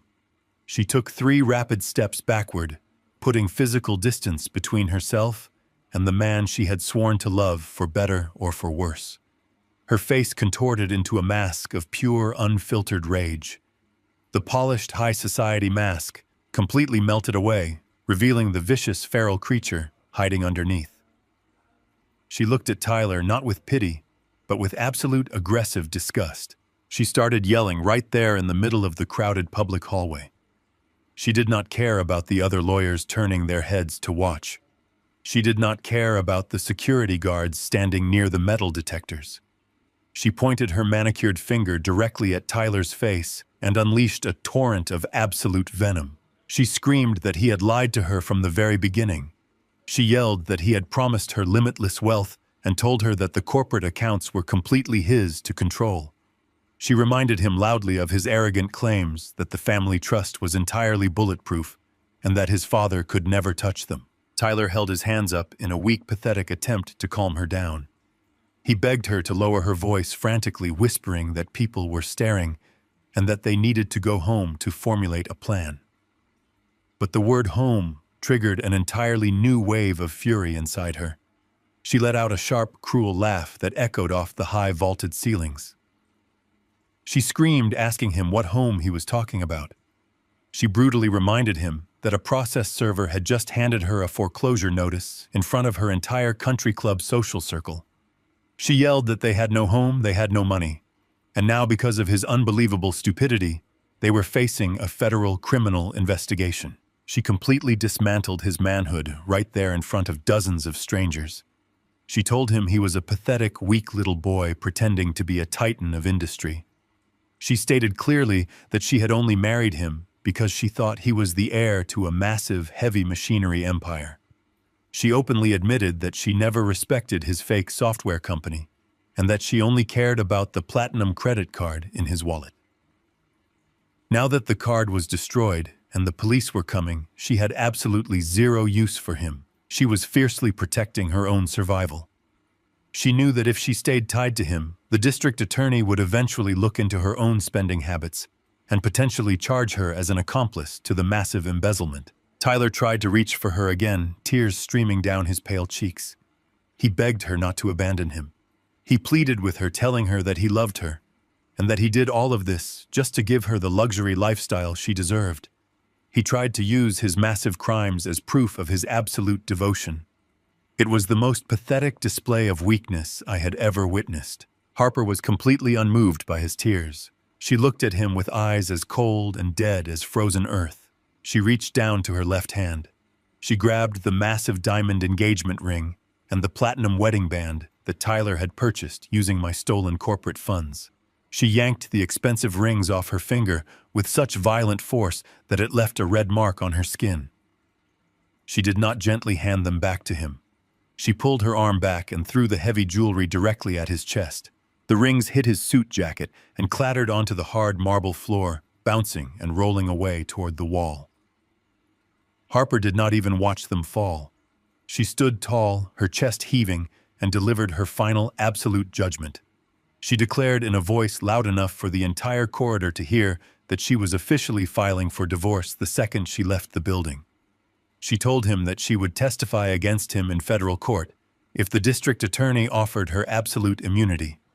She promised that she would throw him under the bus to save herself without a single second of hesitation. She turned on her expensive designer heels and stormed down the hallway.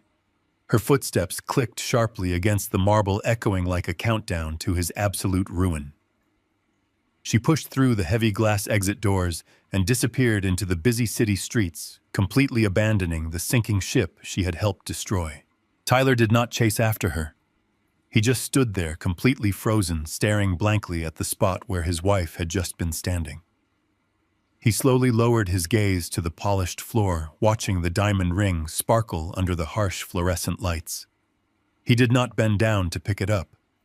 He knew that the jewelry was completely useless now. He could not sell it, because it was purchased with stolen funds, and it would immediately be seized as criminal evidence. I stood a few yards away, observing the entire collapse with Warren standing silently beside me. I watched my son realizing the sheer totality of his destruction. In the span of less than 72 hours, he had lost absolutely everything. He had lost his fake software business and the downtown office that gave him his arrogant identity. He had lost the $1 million suburban estate and the luxury vehicles that masked his complete incompetence. He had lost the highly demanding wife who had driven him to commit federal crimes in the first place. He had lost every single shred of his public dignity and his personal pride. He was standing in a public courthouse, completely bankrupt, entirely alone, and completely exposed. There was no corporate safety net to catch him, and no maternal love to shield him from the severe consequences of his actions. He was a man drowning in an ocean of his own making, and the massive weight of a federal criminal indictment was already pulling him down into the dark abyss. He slowly lifted his head and looked down the hallway, his eyes finally meeting mine. He saw me standing there watching his absolute ruin with total clinical detachment. He finally understood that he had nowhere left to turn. The false reality he had lived in for 3 years was completely dead, and the true terrifying nightmare was just beginning. That evening, a massive storm rolled into the valley, dropping sheets of freezing rain across the city. The wind howled against the reinforced glass windows of my private study, but inside the temperature was perfectly regulated and warm. I was sitting in my leather armchair holding a glass of aged bourbon and watching the flames dance in the stone fireplace. It had been an incredibly long and highly productive day. The legal machinery I had set into motion was now operating entirely on its own, crushing the last remaining fragments of my son's fake empire. I did not feel exhausted. I felt an immense sense of peace settling over the house. The cancer had been aggressively removed from our family, and the healing process could finally begin. Then, right around midnight, the silent alarm on my security console flashed bright blue. The perimeter sensors indicated that someone was standing at the main heavy iron gate right at the edge of my sprawling property. I set my crystal glass down on the wooden side table and walked over to the bank of high-definition security monitors mounted on the wall. I tapped the digital screen to enlarge the camera feed from the front gate. The infrared night vision clearly illuminated a lone figure standing in the pouring rain. It was Tyler. He did not have a vehicle.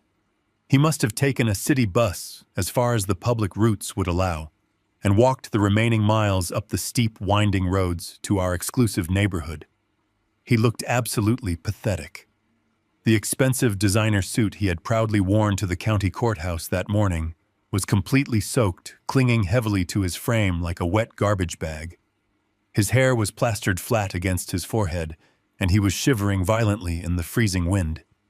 He looked exactly like a stray dog begging for shelter, but I knew with absolute certainty that he was a vicious predator who had simply lost his teeth. The heavy oak door of my study opened softly, and Diane walked into the room. She was wearing her thick cashmere robe, holding a warm mug of herbal tea. She walked up beside me and looked silently at the glowing security screens. She did not gasp, and she did not look away in horror. We stood shoulder to shoulder, watching the man we had raised standing out in the middle of a torrential storm. Tyler reached out with a trembling hand and pressed the silver call button on the heavy brass intercom panel. The audio feed clicked open, filling my quiet, warm study with the loud static sound of the heavy rain and his erratic, shallow breathing. He did not know if we were awake or if we were even watching him through the cameras. He just started speaking blindly into the metal speaker grill, his voice cracking and entirely broken by pure, unfiltered desperation. He called out for me, sobbing so incredibly hard that he could barely form complete sentences. He told me that Harper had officially left him and that she had abandoned him on the street right outside the courthouse without a single dollar to his name. He confessed that his credit cards were entirely declined, and he did not even have enough cash to buy a hot cup of coffee or rent a cheap motel room. He begged me to open the heavy iron gates and let him inside the secure estate. He pleaded with me, asking if he could just walk up the long driveway and go to sleep in his old childhood bedroom. He tried to invoke the deep nostalgia of his youth, hoping that the memory of him as an innocent little boy would somehow magically erase the massive federal crimes he had committed as a grown man. He promised that he would be incredibly quiet and that we would not even know he was living inside the house. When I did not immediately answer through the intercom, his desperate pleading escalated into highly frantic begging. He pressed his wet face close to the camera lens, tears streaming down his cheeks, mixing with the freezing rain. He begged me to call Warren and tell the lawyers to withdraw the criminal fraud report from the district attorney. He swore on his life that he would pay back every single penny of the $50,000 he stole from Diane's retirement account. He offered to do absolutely anything to avoid going to federal prison. He completely threw away his arrogant identity as a tech chief executive officer. He sobbed into the microphone saying he would put on a uniform and sweep the dirty concrete floors of my heavy machinery warehouses. He promised to work minimum wage to scrub the toilets, to do the absolute hardest manual labor available if I would just save him from the terrifying legal nightmare closing in around him. He told me he was entirely broken and ready to submit to my rules. I listened to his pathetic, empty promises with complete emotional detachment. A man who meticulously forged his own mother's signature and stole her future security cannot be trusted with a warehouse broom, let alone a second chance at freedom. The men who sweep my warehouse floors are honest, hard-working citizens who earn their living with dignity. Tyler was a common thief who simply got caught. I turned my head and looked at Diane. I needed to be absolutely sure that her resolve had not wavered at the sight of her only child crying in the freezing rain. Diane looked at the screen, watching Tyler beg for his life. Her expression remained completely smooth and entirely unmoved. The maternal bond had been completely severed the moment she saw the receipt for Harper's luxury vehicle. She took a slow sip of her hot tea, looked directly into my eyes, and gave me a single firm nod. She was giving me the absolute total permission to end the relationship forever. There would be no magical reconciliation, no tearful hugs in the grand foyer, and no forgiveness. I reached out and pressed my thumb firmly against the brass intercom button on my console. The small red light illuminated, indicating that my voice was now broadcasting through the speaker at the front gate. Out in the cold rain, Tyler immediately stopped sobbing the exact second he heard the electronic click. He stood up straight, looking directly up at the camera lens with wide, hopeful eyes. He honestly believed that his tears had finally broken my defenses. He thought I was about to type the security code to swing the heavy iron gates open and welcome him back into a life of absolute comfort. I kept my voice incredibly low, incredibly steady, and completely devoid of any parental warmth or pity. I spoke directly into the microphone, ensuring every single syllable carried the massive weight of absolute finality. I told him that on Sunday night, his arrogant wife had pointed her finger at my beautiful wife and demanded that we be put on a separate check. I reminded him of her exact hateful words. I repeated the sentence back to him slowly and deliberately. "You are not paying for her." I paused for 3 long seconds, letting those cruel, arrogant words echo through the speaker and wash over him in the freezing rain. I wanted him to remember the exact moment he chose to abandon his mother for a parasite. Then I delivered the ultimate, undeniable consequence of his actions. I told him that I am no longer paying for you. I did not wait for him to process the words. I did not wait for him to start screaming or begging again. I lifted my thumb off the button, completely cutting the audio feed from the house to the gate. I reached over and pressed the main power switch on the security console. The bright digital screens instantly went pitch black, completely erasing Tyler from our view. The silence rushed back into the warm study, returning our home to a state of absolute peace. Diane stepped closer, resting her head gently against my shoulder. We turned away from the blank monitors and walked slowly back toward the stone fireplace, leaving the cold rain and the broken man entirely behind us. The consequence was absolute, and the door to our lives was permanently sealed shut. Over the next 90 days, the immense weight of the federal justice system completely crushed my son. The criminal referral made by Judge Harmon was not just a passing threat. The district attorney assigned a team of highly aggressive financial fraud investigators to the case. They did not need to spend months building a complex timeline because Warren had already handed them a perfectly wrapped gift. The paper trail was absolute and undeniable. Within 3 weeks, Tyler was formally indicted by a grand jury on multiple felony counts of wire fraud, identity theft, and corporate embezzlement. He spent one deeply humiliating night in a downtown holding cell before a public defender could arrange for his preliminary bail. His cheap civil lawyer was long gone, and since I had completely frozen his access to my wealth, he could not afford to hire a high-powered criminal defense attorney. He was forced to rely on an overworked public servant who looked at the mountain of forensic evidence and immediately told him that fighting the charges in front of a jury would guarantee him a 10-year prison sentence. Faced with the terrifying prospect of spending a decade behind bars, surrounded by hardened criminals, Tyler completely surrendered. He sat in a cold, fluorescent-lit interrogation room and signed a highly restrictive plea agreement. To avoid serving hard time in a federal penitentiary, he agreed to a massive period of strict supervised probation and accepted a binding court order requiring absolute full financial restitution. The plea deal meant he had to pay back every single penny he stole from his mother, plus the massive sums he embezzled from my heavy machinery holding company. The judge made it incredibly clear during his sentencing hearing that if he missed even one scheduled payment or violated any term of his strict probation, he would immediately be arrested and sent directly to prison. He traded his physical freedom for a massive lifetime of crushing insurmountable debt. He was now a convicted felon with a permanent criminal record that would instantly disqualify him from ever holding a meaningful corporate position for the rest of his natural life. With the criminal plea officially entered into the public record, the aggressive liquidation of his physical life began immediately. The banks swooped in like hungry vultures. Early one Tuesday morning, 2 massive heavy-duty tow trucks arrived at the driveway of the million-dollar estate. The repo men did not knock on the door or ask for permission. They simply hooked their heavy steel chains to the axles of the luxury Mercedes and the expensive sports car Tyler had leased. They dragged the highly expensive vehicles down the street and out of his life forever. A few days later, the 14-day eviction notice completely expired. The county sheriff's department arrived to finalize the foreclosure. They stood on the manicured lawn with their arms crossed, while a moving crew hastily boxed up the remaining cheap furniture and hauled it to a discount storage facility. The wealthy neighbors watched from their front porches, whispering among themselves, as the massive custom home was officially seized. The locks were permanently changed, and a large white bank-owned sign was hammered deep into the front grass.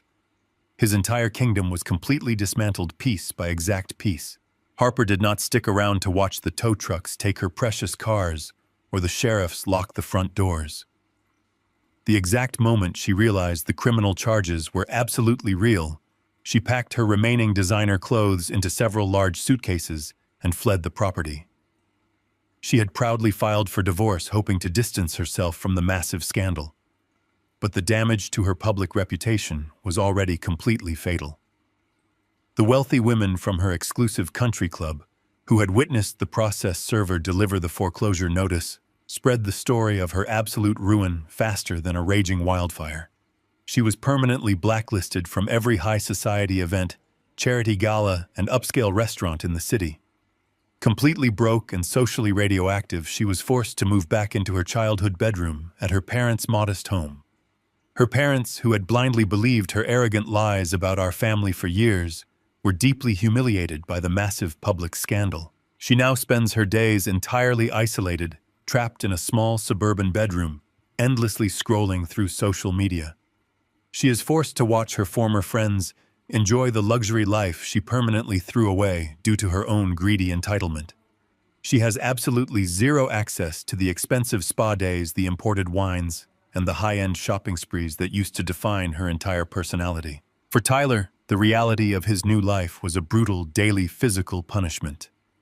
With a fresh felony conviction on his public record, no technology firm or corporate office would ever even grant him an interview.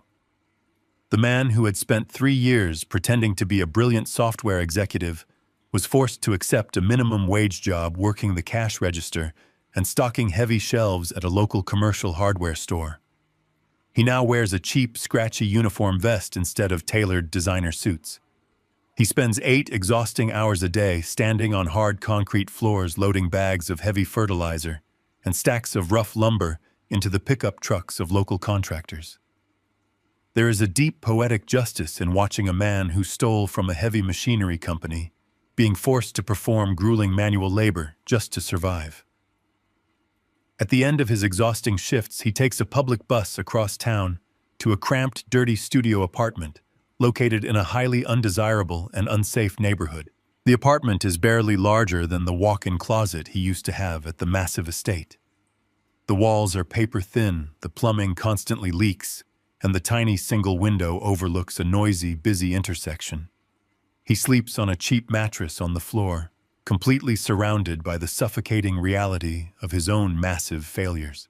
But the absolute most painful part of his new existence comes every 2 weeks when his employer hands him his meager paper paycheck. Warren did not simply win the court cases and walk away to fight another battle. Warren is a man of relentless focus, and he executed the financial restitution order with maximum legal aggression. Before Tyler ever sees a single dollar of his hardware store earnings, Warren's legal office automatically garnishes the absolute maximum legal percentage straight from the corporate payroll department.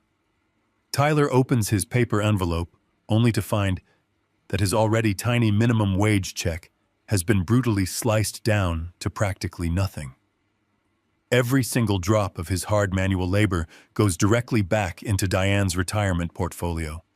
He works until his hands bleed and his muscles physically ache, just to slowly repay the massive $50,000 theft that bought his ex-wife a luxury car she does not even own anymore. He lives on a microscopic monthly budget, counting spare metal change just to afford cheap groceries and daily bus fare. He is trapped in a permanent financial prison of his own construction. The absolute arrogance that once defined his entire personality has been completely beaten out of him by the slow, merciless grinding wheels of the justice system. He has absolutely nothing left to his name except the crushing, heavy weight of absolute consequence. The weeks following the final legal proceedings brought a profound shift to our daily lives. People often assume that when you completely dismantle someone who has wronged you, you throw a massive party to celebrate their absolute ruin. But Diane and I did not pop champagne to cheer for the destruction of our son. There is no joy in watching the child you raised become a convicted felon forced to scrub floors just to survive. What we celebrated was not his misery, but our own profound freedom. For 3 long years, a thick, toxic fog of anxiety and emotional manipulation had choked the air inside our home. Every phone call used to be a veiled demand for money. Every family dinner used to be a calculated performance designed to extract more wealth from my corporate accounts. Now the house was incredibly quiet, but it was a warm, healing silence. The massive financial drain that had been bleeding my heavy machinery company dry was completely severed, and the deep emotional wounds were finally starting to close. The sprawling $1 million suburban estate was formally placed on the commercial real estate market immediately after the county sheriff finalized the eviction. Without Harper there to demand ridiculous custom renovations and throw extravagant, expensive parties, the pristine property sold incredibly fast to a lovely young family who actually possessed the legitimate income to afford it. The massive influx of cash from the property sale was deposited directly back into my primary holding company, completely wiping out the bad debt Tyler had accumulated. Furthermore, Warren's aggressive daily garnishment of my son's minimum wage paychecks was slowly but surely refilling the stolen retirement funds. Diane and I sat down in my quiet study one evening and had a very long discussion about the future of our wealth.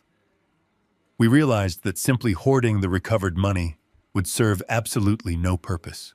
We wanted to build a lasting legacy that actively combated the very entitlement that had poisoned our family tree. So we took the recovered funds and established a massive permanent financial endowment. We named it the Diane Abbott Trade School Scholarship. Instead of giving free money to arrogant young adults who wanted to play pretend at being high-level technology executives, we directed our wealth toward the gritty blue-collar foundation of the city.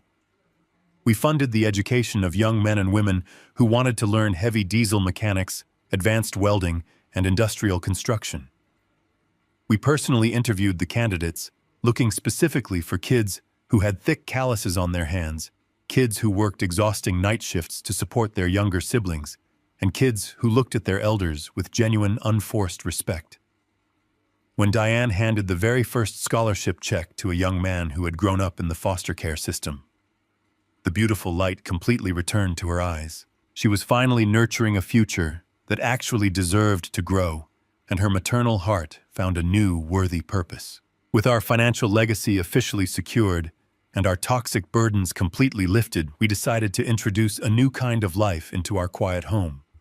We drove to a local animal shelter located on the rugged outskirts of the city.